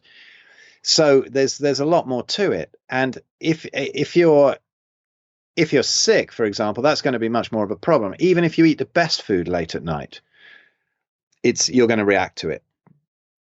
So you want to go to bed with an empty stomach, and you want to eat your main meal when the light is up, which I can understand for a lot of people is difficult these days. So it would be better to be on a ketogenic or carnivore diet. And if you're going to eat a meal late at night, make it a fatty meal. But it's still not ideal. You'd go out and hunt, and you'd kill your prey, and you'd eat it. You know, you wouldn't. You might come back and roast it over the fire and get mashed on your own home brew and dance around the fire. But then you've not got all the artificial light and all the other stresses that we have today. That hut that you built is not going to get repossessed by the mortgage company. You don't have to feel that you need to be working like crazy 9 to 5. If you got your food in, you can chill out and you can do what you want. You know, this is how humans are supposed to live. We've become disconnected in so many areas. And this is what we're trying to do with the Human Unleashed project is show all of these areas, from financial all the way through emotional and spiritual to diet, and all the nonsense in the spiritual world as well. When, now my pet hate is the veganism thing being caught up with spirituality. Oh, you can never make any spiritual progress if you eat dead, rotting carcasses and chicken periods. And you're like, oh, God, come on, guys. This is just Hindu brainwashing. You know, you look in all the other cultures and everybody ate meat and they were just as far more connected to the earth and connected to animals. I think any vegan needs to go on this series they've got on now called Naked and Afraid. You know this? Where they put people in these impossible situations, one man, one woman that don't know each other. And they put them out in these situations, and it's the only TV we're watching at the moment because it's so interesting, both from a nature point of view and a sort of anthropological point of view and a psychological point of view of seeing how these people cope with it. They just put them out in the wild in these awful situations in the middle of rainforests or in the middle of deserts or something like that, or in the middle of the African bush.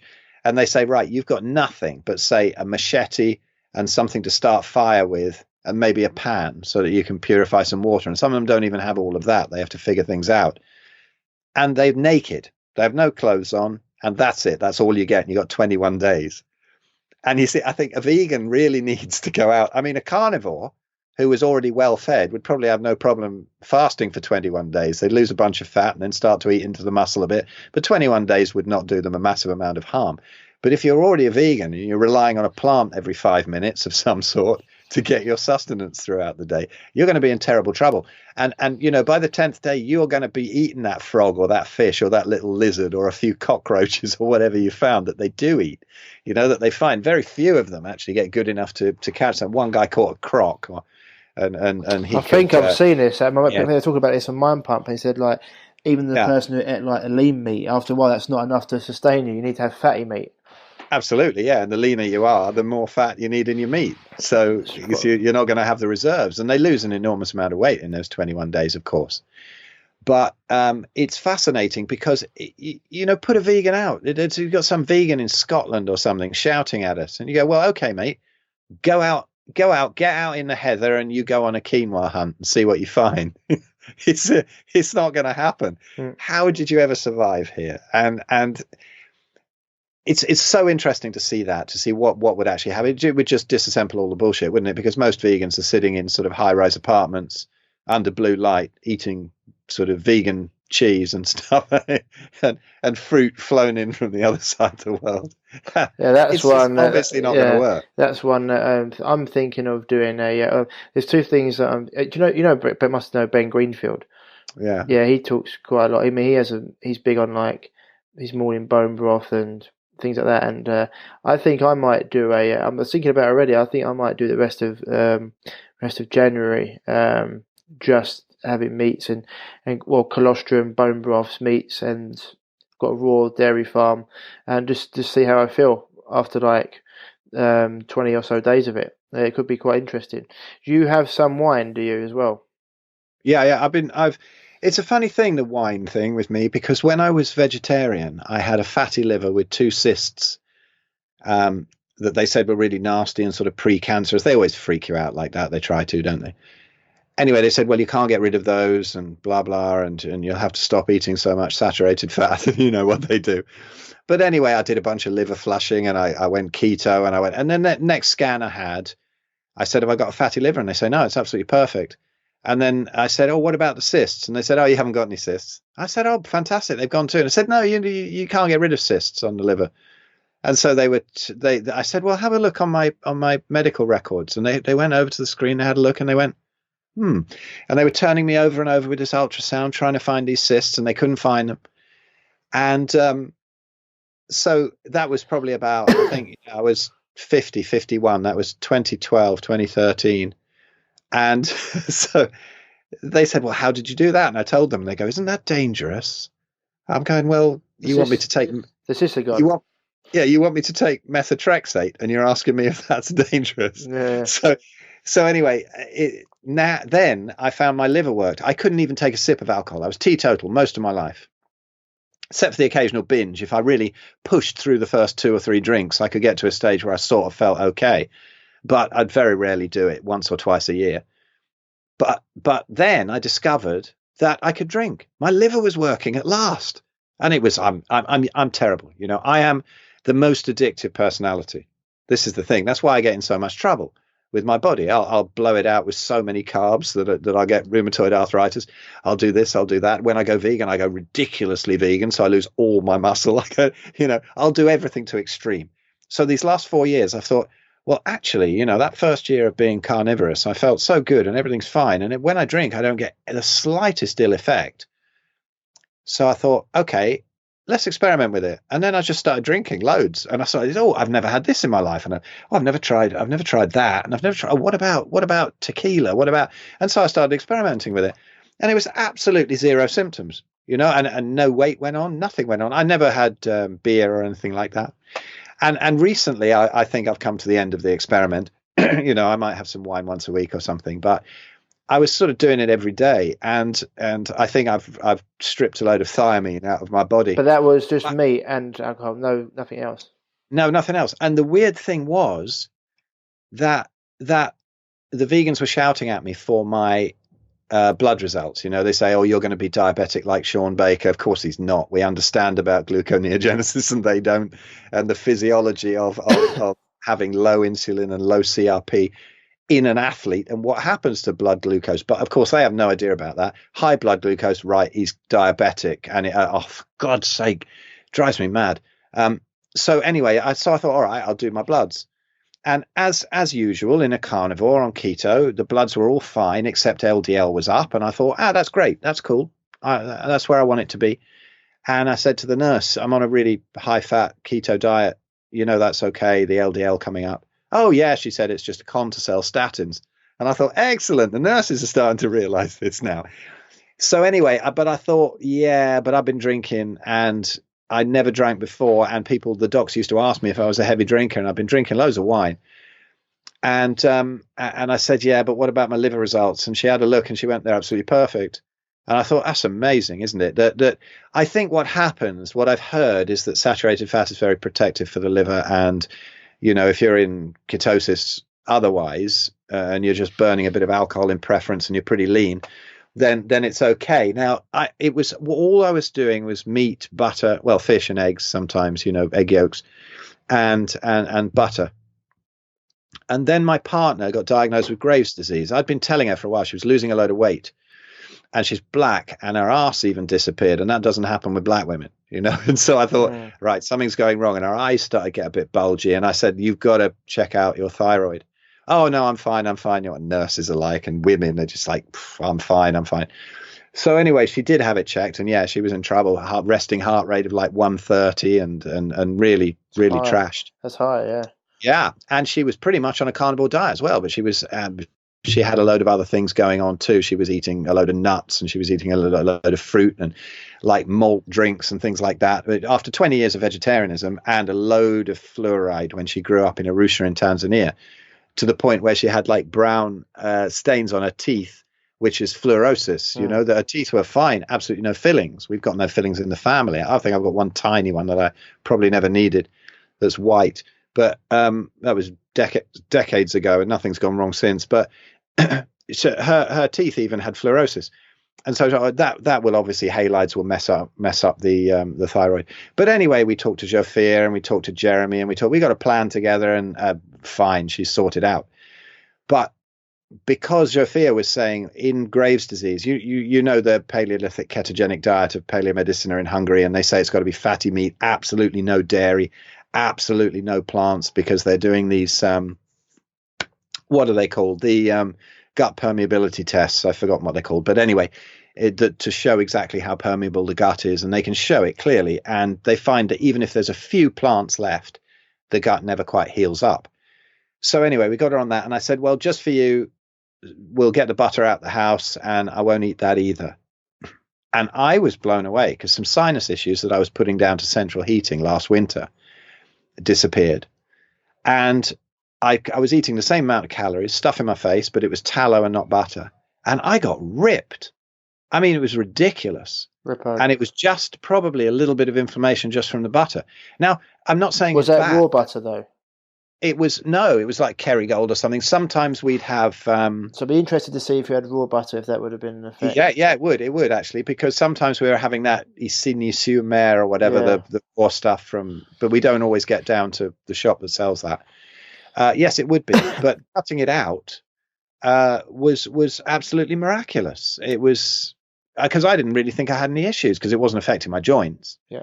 But suddenly I got ripped, and I've had to really start training. I got down to about 10 stone 4 down the last carnivore retreat. If you see the talk that I gave there, and I'm standing there in a vest, and I'm like, God, that's too skinny. I got to do something about that when I came back. And so I lost all the muscle, ended up 9 stone when I was vegan, and then trained for one winter and put about 15 pounds of muscle on and got back up to like 10.5. But then that was with very low body fat. after getting rid of the butter. And so I thought, right, I'm going to have to train again. So the past couple of months, it's just, well, maybe 3 months, it's taken to put 2 stone on. But I also added some Greek yogurt and a little bit of honey in the Greek yogurt.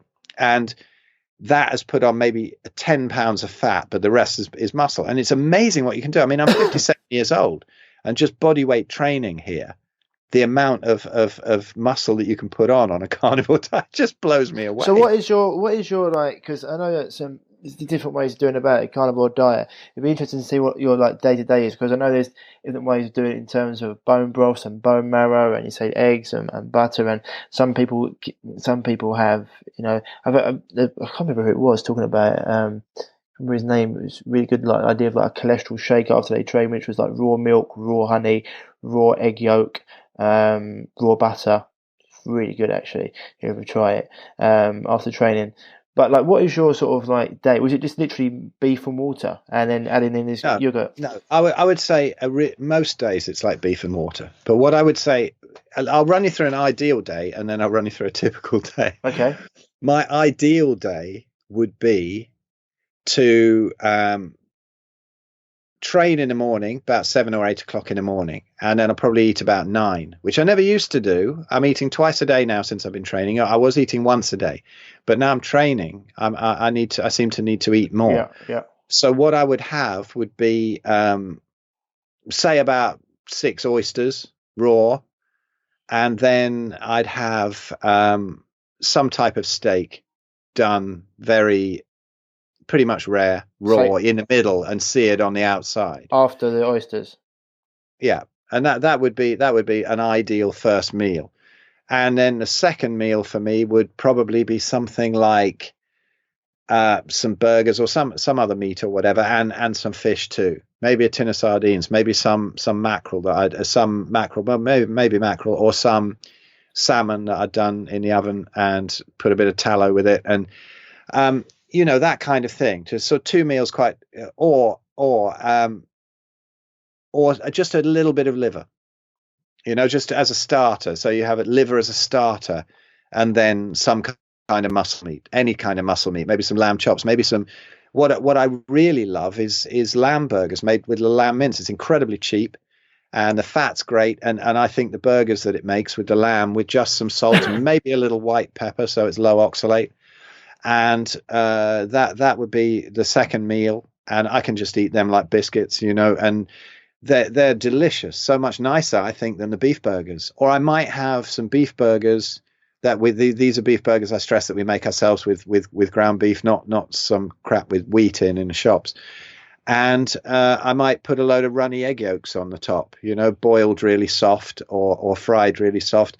I don't generally do raw anything. Sometimes I'll have some raw mint. Sometimes if it's a really nice, what do you call it, flat iron steak, I'll slice a bit off and eat that. Or if it's very, very good quality meat from one of the grass-fed farms, I'll eat that. But let's go. A typical day is more like, what did the kids not eat yesterday in their lunchbox? I'll throw that in the oven in some lamb fat and heat that up. I mean, it's generally burgers, beef and lamb mixed up. I'll throw them down. And I might have a couple of mouthfuls of sardines, you know, and then later on I might cook a steak, or I might have just hack a load of stuff from a beef joint where we've done a roast beef and put that in with a load of tallow and something and heat it up again and eat that. Or, I mean, when we make gravies, and we've always got bone broth on the go. So that's always there. I don't drink cups of it like I used to, but if I do some ground beef in a pan, I'll fry it up and then I'll tip some bone broth in at the end. And my son pretty much lives on that, with the odd bite of liver and a bit of salmon. And he's fine with that. So I think, you know, a little bit of fish and whatever, but I've been neglecting that recently, and I don't feel so good. I have to say, I don't feel so good without the odd bite of organ meats. People are frightened of liver. I don't like it that much. I think it's quite nice. Why are they frightened of it?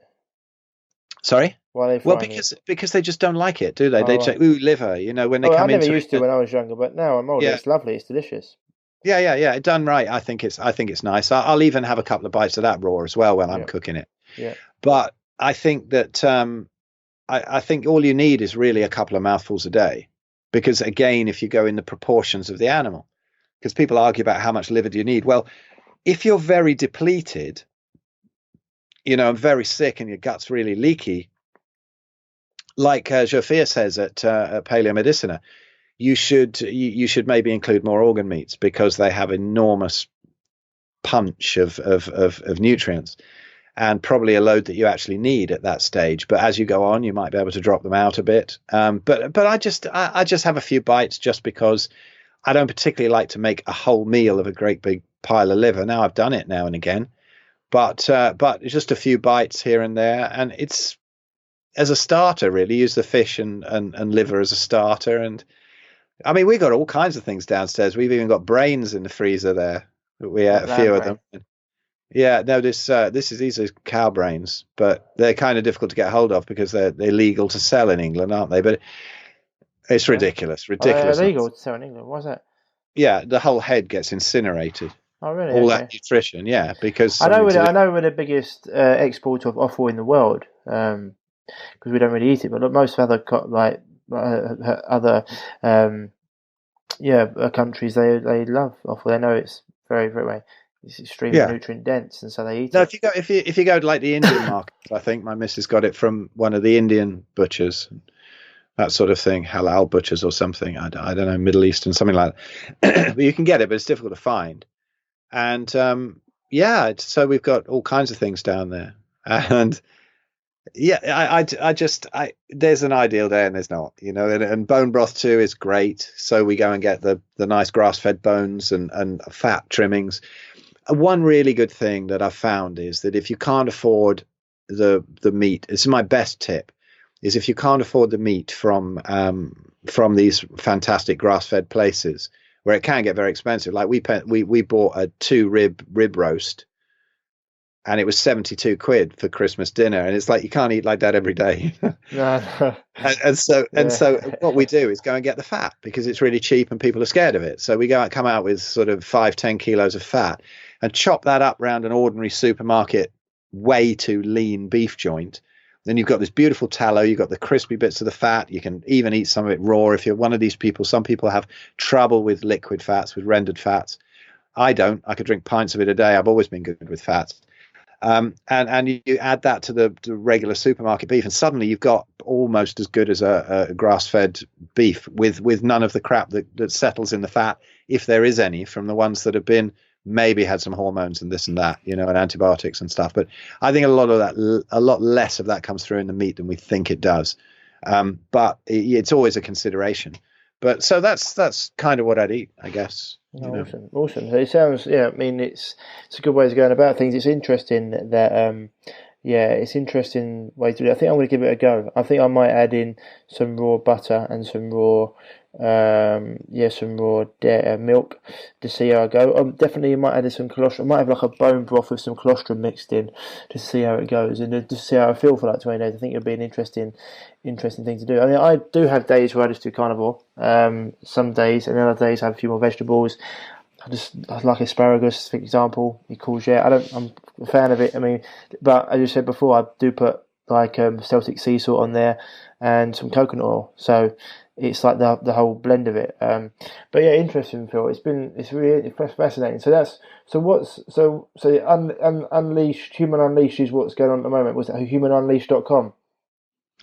Yeah. I mean, you can find my books and stuff at pureactivity.net, and I have a course out there which is autoimmunity, the subtraction method, for loads of great reviews of that, including Jack Cruz has done a review of that, which I was really proud of, because Jack's the first one to tell you that he doesn't approve of you if he doesn't, so he won't do anything out of politeness. And he seems that way. Yeah, he definitely. Can be quite abrasive. See, the thing is, Jack Cruz is, and I'd love to talk to him, get him on the show. The problem with like Jack Cruz is, he doesn't look good. Yeah, okay. I know. I mean, he looks a lot better than he did at one stage, but he drinks probably more than me, I think. Old Jack does, and he does spend a lot of time buried away in artificial light in hospitals. But yes, I think. But Jack, I think, is trying to prove something about what you can do just with light. I would like to see what would happen with Jack on a carnivore diet. I mean, I respect him enormously. And I said at the beginning of my carnivore journey, I said to him, is there anything that the carnivores are missing? And because he's always saying, stop being a diet guru and be a light guru. And I say, well, I talk about all of it, but the only reason I talk so much about diet is because there's the most bullshit built up around it. And so it's difficult to break through the conditioning. I'd much rather talk about other stuff, like we've been talking about on this podcast, instead of having to convince people that meat isn't Satan. But with Jack, I think he wants to prove this whole light thing. And I did say to him, okay, privately, what are we missing? And he went, well, you know what? In your case, in the north of England, I would go fully carnivore, particularly during the winter. But he said, yeah, probably something about the polyphenols. And he's saying, you have a few glasses of Malbec a day. Obviously, he would. Or you have some berries here and there, and you're probably fine. The rest of it's fine. So I don't think there's anything wrong with a carnivore diet. I think a lot of people can go, I mean, look at the Anderson family, 20 plus years, and they just seem to get younger and younger. And all they've eaten is ribeye steak. So I would like to see Jack on a fully carnivore diet for a while and knock the wine on the head and see what happened. It's just because what you're saying about wine anyway, but hormesis and the blue zones, the blue zones, they all have men 2 drinks a day and women 1 drink a day. You're probably not a fan of the blue zones?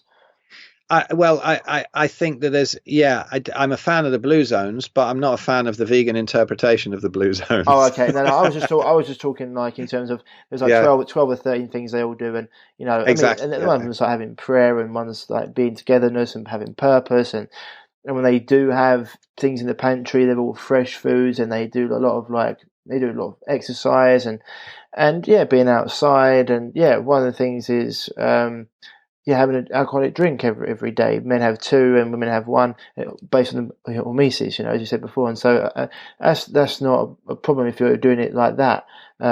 It's just like, because I listen to Jack Cruz and I think he's very, very knowledgeable.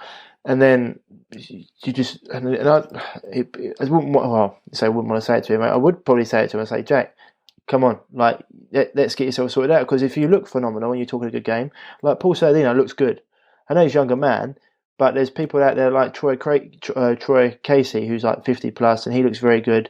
He's in shape, and it just adds credence to what you're saying, doesn't it? If you look a certain way. Absolutely, yeah. Which is why I've decided, because I've realised, I sort of get billed as this godfather of carnivore and all that. The funny thing is, you get lazy. Carnivore diet keeps you in such good shape. When I'm walking around, I look at 57-year-old guys. And I look down at my stomach, and even now that I've covered my abs up again with a bit of Greek yogurt, I've still got a flat stomach. Yeah.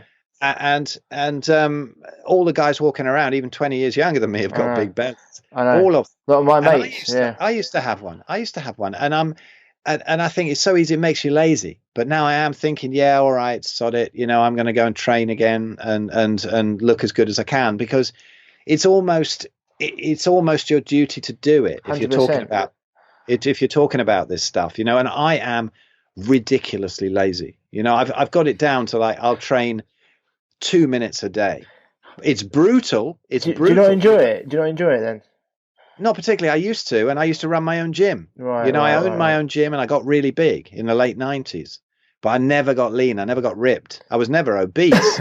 I was just one of those guys who had a load of muscle but didn't quite have abs and could never get them, however much cardio I did. And I used to write for mountain bike magazines and all that sort of thing. Never got it. But now with the with the carnivore diet, it's so easy to tweak it. You just take the dairy out, and in my case, and just end up with abs no matter how much you eat.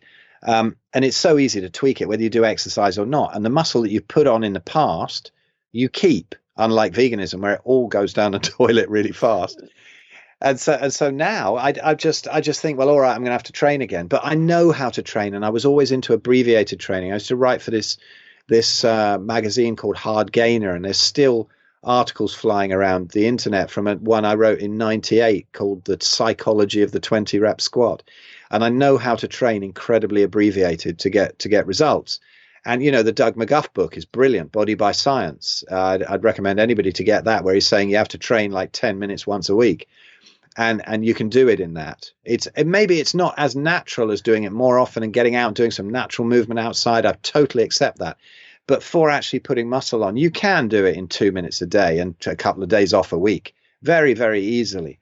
And I know how to do that. So I'm doing it, and my God, it's working. But, so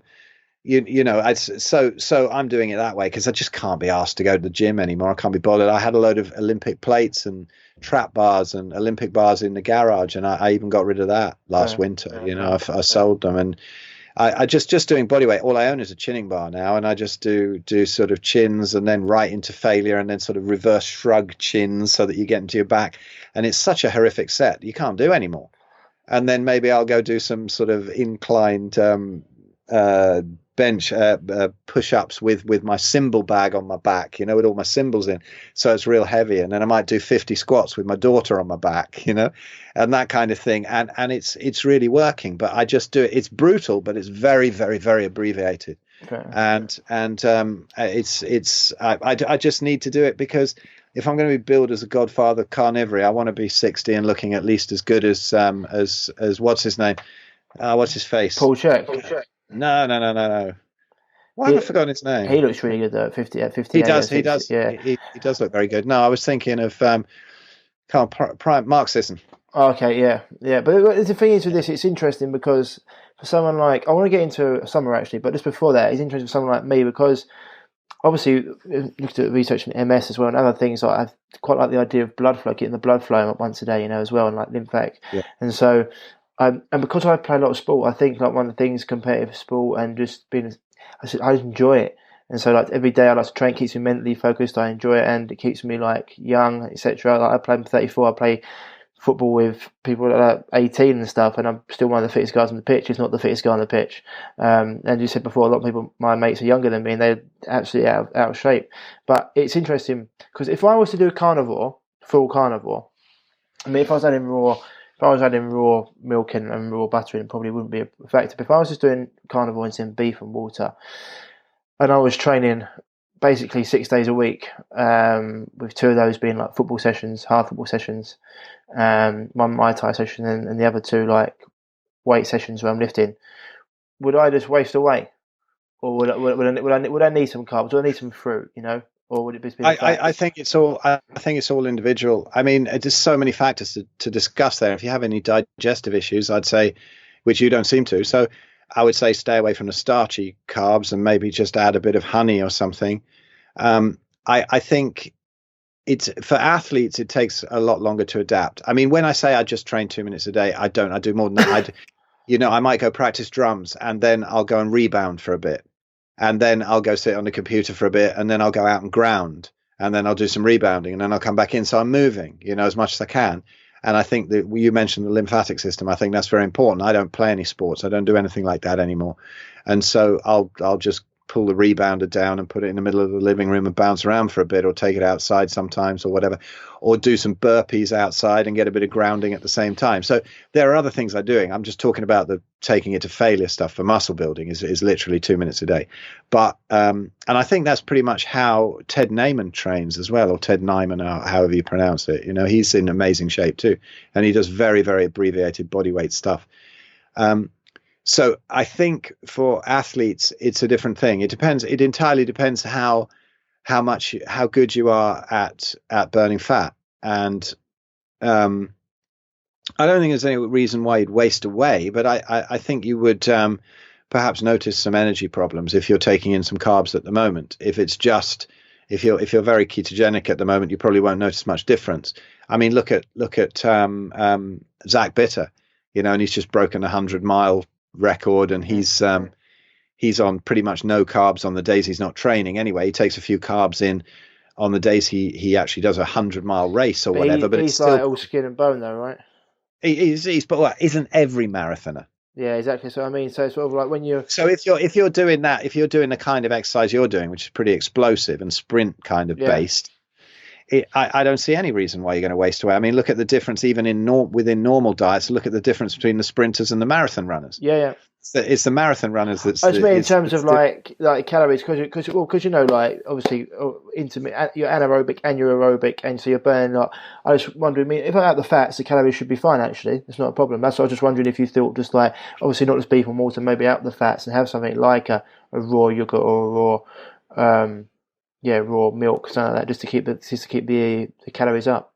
I think again, listen to your body. Play around with it, Listen to your body. I'd see absolutely no reason if you're getting enough protein that you'll waste away. That's very simple. Yeah. Protein, if you've got enough protein to cover the training you're doing, your muscle is not going to waste away. And then the rest of it is balancing the energy, isn't it? So then you balance that with fats and carbs. No, I'll give it a go. It's the energy you'll run into problems with, not wasting away. Yeah, I'll give it a go because I want to see what it's going to be like, actually. Because I've done like carnivore days and stuff. It'd be quite interesting to do it for a certain period of time. The other thing, I don't know if you listened to, have you heard of a company called Biooptimizers? No. I'm going to start, they're getting their products on my thing because I can't wait for them to come. I've been using some of their stuff, but I'm going to mega dose on, it's a guy called Wade Lightheart, a very interesting guy. He's got enzymes, systemic enzymes, so you can take them, help you digest food, but also take them on empty stomach, they can help you get rid of any. I think they might be great for your knee, as well. I was talking about, because for scars, injuries, etc. He's seen people's scars disappear, knee injuries go.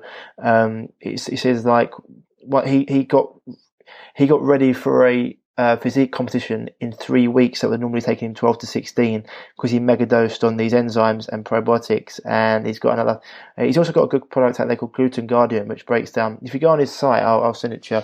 But I'm going to be done by Optimize. You can see how it breaks down food. It's really interesting. But for your knee, I was thinking it could be interesting. He's got like a 3-hour podcast with Paul Check, and I'm getting him on here on the 19th. So it might be interesting to check that out. Yeah, because it helps you break down the food. I mean, obviously, as you get older, the digestive enzymes you produce less as well. But these he's very, very good if you look at the stuff that he does on his site. So it would be interesting to get you on it. But mate, we've covered quite a lot. I'm going to need to get a list of these names off you from all these people that we've talked about. I've got Jeremy Ayres, Graham Norbury, Bart Kay, Elliot Overton, Body by Science. You got that? Is it Matt Maruca? You got to get Matt on. Maruca. How am I spelling Maruca? Maruca. CUA. Matt Maruca. Okay. Yeah. Have a listen to Graham, and that's Graham with a GAEME rather than H. Type Graham. GAEME. GRAEME. Norbury, Norbury. Have a listen to his HPO podcast, and of course he does our stuff. He's done that podcast with Zach Bitter and with Sean on Human Performance Outliers. He's also with us on the Human Unleashed, and you can hear him, all of us. HumanUnleashed.com, yeah. HumanUnleashed, oneword.com, yeah. And if you do humanunleashed.com/conferences, go and have a look at I'm recording now testimonials, and they're on my website anyway in a playlist of testimonials of people talking about the last carnivore retreat we did last April. And this one in May, honestly, come along. If you can possibly come along, check it out. It is so special. Just check. You go check it out. humanunleashed.com/conferences. Watch the video there and see the testimonials and see what we're doing this year. It's heaven. It's basically in a converted monastery in the south of Spain. I organised it last year with Dr. Lynn Hardy, who's brilliant, who's got these beautiful, great big mansion type villas down there. And we stayed in one of them, and then we went to the retreat, and it was like, God, this is monstrous. And these people came along. We had like 30 people maybe in the rooms, 30 odd rooms, but we had about 50 people. Some of them were day only. But we had fully carnivore meals. We had great speakers. It's just beautiful grounds, Spanish sun, swimming pool. It's a really magical experience, and people made so many contacts. I mean, the thing is, normally you go to some massive great event. Say you want to go meet Sean Baker or something. You go to some massive great event, and there's thousands of people there, and you get to see him for 2 minutes if you're very lucky. I mean, you're going to be hanging out with Sean Baker around the pool, and Bobby Risto, and all of these great speakers and stuff. And so the people who go, so the people who booked last year, about half of them, they just went, yeah, let's go book again straight away. And it's a really special event. So I'm starting to interview the people who went there last year and getting these lovely little 5-minute testimonials. I've got one up with Rindy Anstey and one with Ava LaRoche, who's speaking next year. This May coming. And they're on my YouTube channel, and you can see them at the Human Unleashed too. I think Ben's put them on that page, but it's just gorgeous. It's not coming up. I'm trying to get it up. humanunleashed.com/conference. Conferences, yeah. It's not coming up. I don't know why. Maybe because I've got it in caps. Let's have a look. Conferences. Let's have a look. Have you got it spelled right? Yeah, Human Unleashed. Go on, tell me how you spell it. The THE. Oh, The Human Unleashed. Yeah. The Human Unleashed. Okay. /conferences. The Human Unleashed. What is this Human Unleashed? Okay. Let's have a look. Processing request. It's coming up. Right. Perfect. Yeah. It's such a magical event. It really is. So there's all the details about that on there. There's a lovely half-hour video of Paul Mabry speaking, Zofia, and people speaking about. We filmed a load of interviews, and Ben cut a few of the highlights together on that page. It's a lovely half-hour vid of people talking about it and talking about their own healing journeys, and also Paul Mabry, the doc, talking about Zero Carb Doc. You should get him on. He's lovely. His talk on plant toxins was amazing. Paul Mabry. Mabry, yeah. But he's very cool. He's a lovely guy, and he fixed his own serious metabolic issues when he was in his mid-60s, I think, and now he's sort of late 60s, maybe 70. I'm not sure how old Paul is now, but he was fantastic, and he came along and spoke, and it was so great to meet these people that you met online, and none of them were a disappointment. Some extraordinary people turned up, actually, extraordinary people. There's one guy, my God, if you could get him on. Who? We're trying to get him on. So he's a guy called Bruce Duvet, and he works right under the radar, and he's been Duve, 2 words, but he's been his stories, my God. I mean, he opened his computer and showed Jeremy and I sort of surreptitiously on the second day. He's very quiet, saying, have a look at these results I've got. I've 30 years and tens of thousands of cases. He's had people kind of throwing up stomach tumors and things and just getting rid of all sorts of it. And then he takes photos of the retina where you're not supposed to be able to rebuild all the vascularity in the retina. And he does that with everybody, and he shows them before and after and how he rebuilds the retinas. And he's is he a doctor? God, I tell you, the people out there working under the radar are amazing. And he's doing it on a system of refeeding, just 3 days fasting, then refeeding, 3 days fasting, refeeding. We've started to do this as a protocol around the new moon, where you refeed on a big carnivore refeed on the new moon and just do 3 days of fasting on snake juice, maybe a day of dry fasting in the middle. Snake juice. Before and after the electrolyte kind of thing. Have you spoken to Carl Robertson? No, I've not spoken to him, but we're quite up on the snake juice idea. I think he's hilarious. I think he's great. But, he's brilliant, To put this together around the new moon is fantastic. You might not even need so many during the month. But this is kind of, you shouldn't even talk about it really, because you end up face down in a swimming pool. But it's curing things that really shouldn't be possible to cure. No, 100%. I mean, I love, there's a lot of people, it's amazing what you've seen the results you get, and I know what we do. And if you can do these things, people, it's amazing what you can do just by doing the basics, let alone doing things like this, And then if you've got people like that, what they're curing, it's phenomenal, and I'm great. I mean, if anybody's watching who has a relative with breast cancer or something, I mean, just put my name, Phil Escott, and breast cancer into YouTube and see the video that I've got there, which is a little section from a talk. There's a load of other sections to that talk, but my web guy split it up into little sections, and this is like just a 3-minute thing on breast cancer, and it's my mum, and you can see this breast tumor completely disappearing, and all the skin coming back to normal and whatever. And that was just on a carnivore diet at 93 years old. Carnivore diet and an iodine protocol, which, to be honest, wasn't enough. I've learned so much more about iodine since then, and breast cancer. It was just a guess of mine, basically, after we'd tried a load of other things. And 3 months into that, she just said it's starting to disappear. And I'm like, yeah, right, okay. Are you a bit loopy, Ma? And I had a look, and it was like, what the hell? What? And to see the oncologist's face when he went, what have you done? How have you done that? It's beautiful when you see that. What? That's awesome. What do you reckon was the cause of her cancer? Was it stress? How can you say what the cause of cancer is? Who knows? I mean, was there anything that sort of preceded it? Was it like death in the family or anything that could have shocked the system at all? Not really. I mean, the fact of where it was tells some of her emotional history. Yeah. But it was impossible to work on my mother's emotional history. She was not open to anything like that. So it just shows that even without that, by regulating the light, we put these bulbs in her flat. I was making her wear the blue blockers.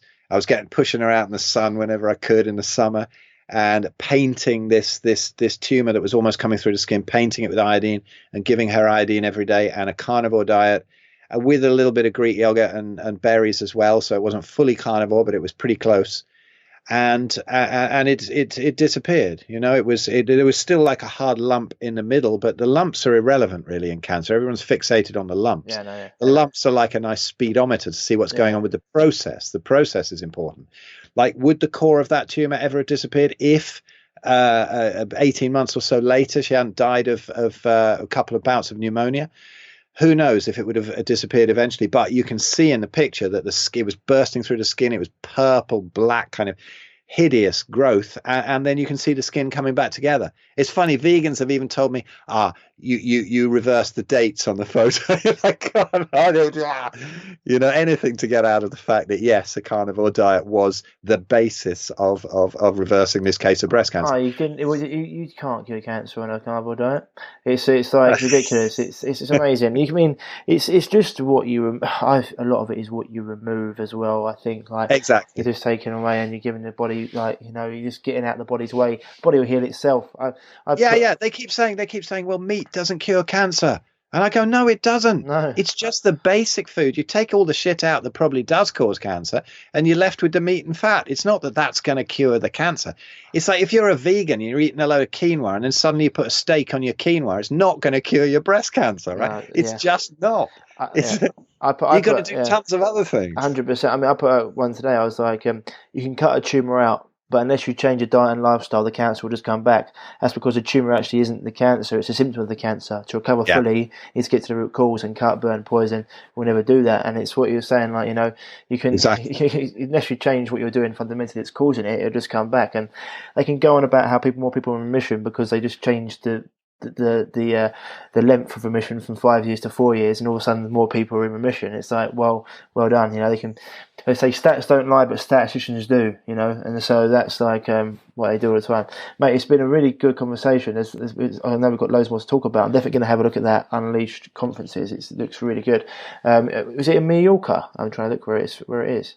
It's down near. It's about an hour from Malaga and about half an hour from Gibraltar.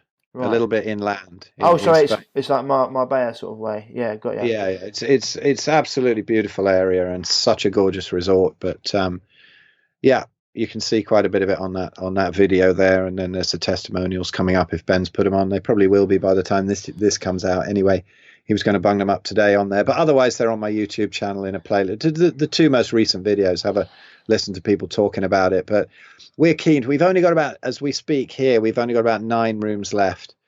Yeah, you've got 18. So you've got you've got a couple of other things, but you've got 18 tickets left for the conference, which I'd probably do that and just jump in an Airbnb or something for 3 nights. It's next to it, or you can go, or if you want to, you can go. There's 12. There's at the room at the monastery. I'm just looking here, or you can go glamping for 2 people. If there's 2. There's a couple of those yurts left. They're very cool actually. They're lovely. Nobody was in them last year, and this year I've said to them, can we bring the yurts in, because I'd actually quite like to stay in there, but because we've got to sell the rooms, we're not going to stay there. We're going to stay down the road in another villa. So that we can sell the rooms, and get all the speakers in there and get everybody among everybody, and we'll be just down the road, but we'll come in every morning and go off every evening and whatever. And I'm undecided. Might take a band there and play. Might do some music and take my drums down, and we'll see. We got a few plans, but I think it's going to be it's going to be amazing hanging out with these guys. And I mean, I have a podcast as well that I didn't mention. My particular pet hate, as I mentioned earlier, is this thing spirituality being wrapped up in veganism and vegetarianism, and my background is very much sort of yoga and meditation and all of that kind of thing, and I love to cut through the bullshit of all of that as well.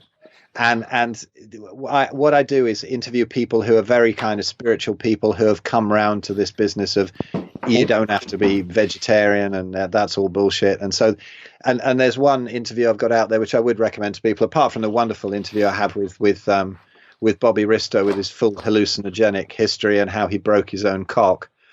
Fantastic stories from Bobby there, but also Holly Reeves is like a real modern day shaman, and you hear the stuff that she's on about. It's fascinating. She's one of the speakers this year, and that's called Carnivore and Beyond, my podcast and Facebook group. It's on 100% Carnivore and Beyond. Right, yeah, 100% Carnivore and Beyond, yeah.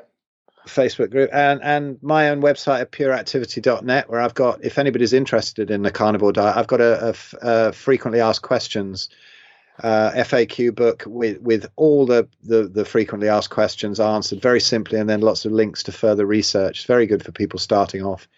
And what was it called again, Phil, just in case people missed it, the website?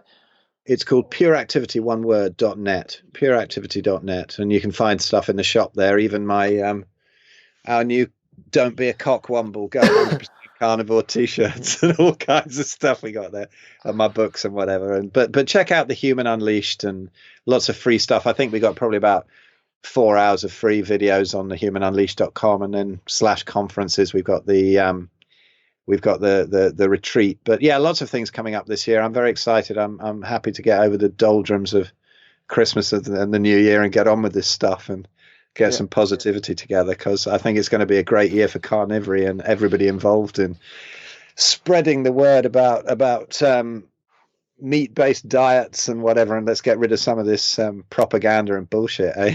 100%, mate. I think that's I think that's coming anyway. I think it's like anything, it has to go so too far, so it has to come back to the middle. And I think it's like veganism.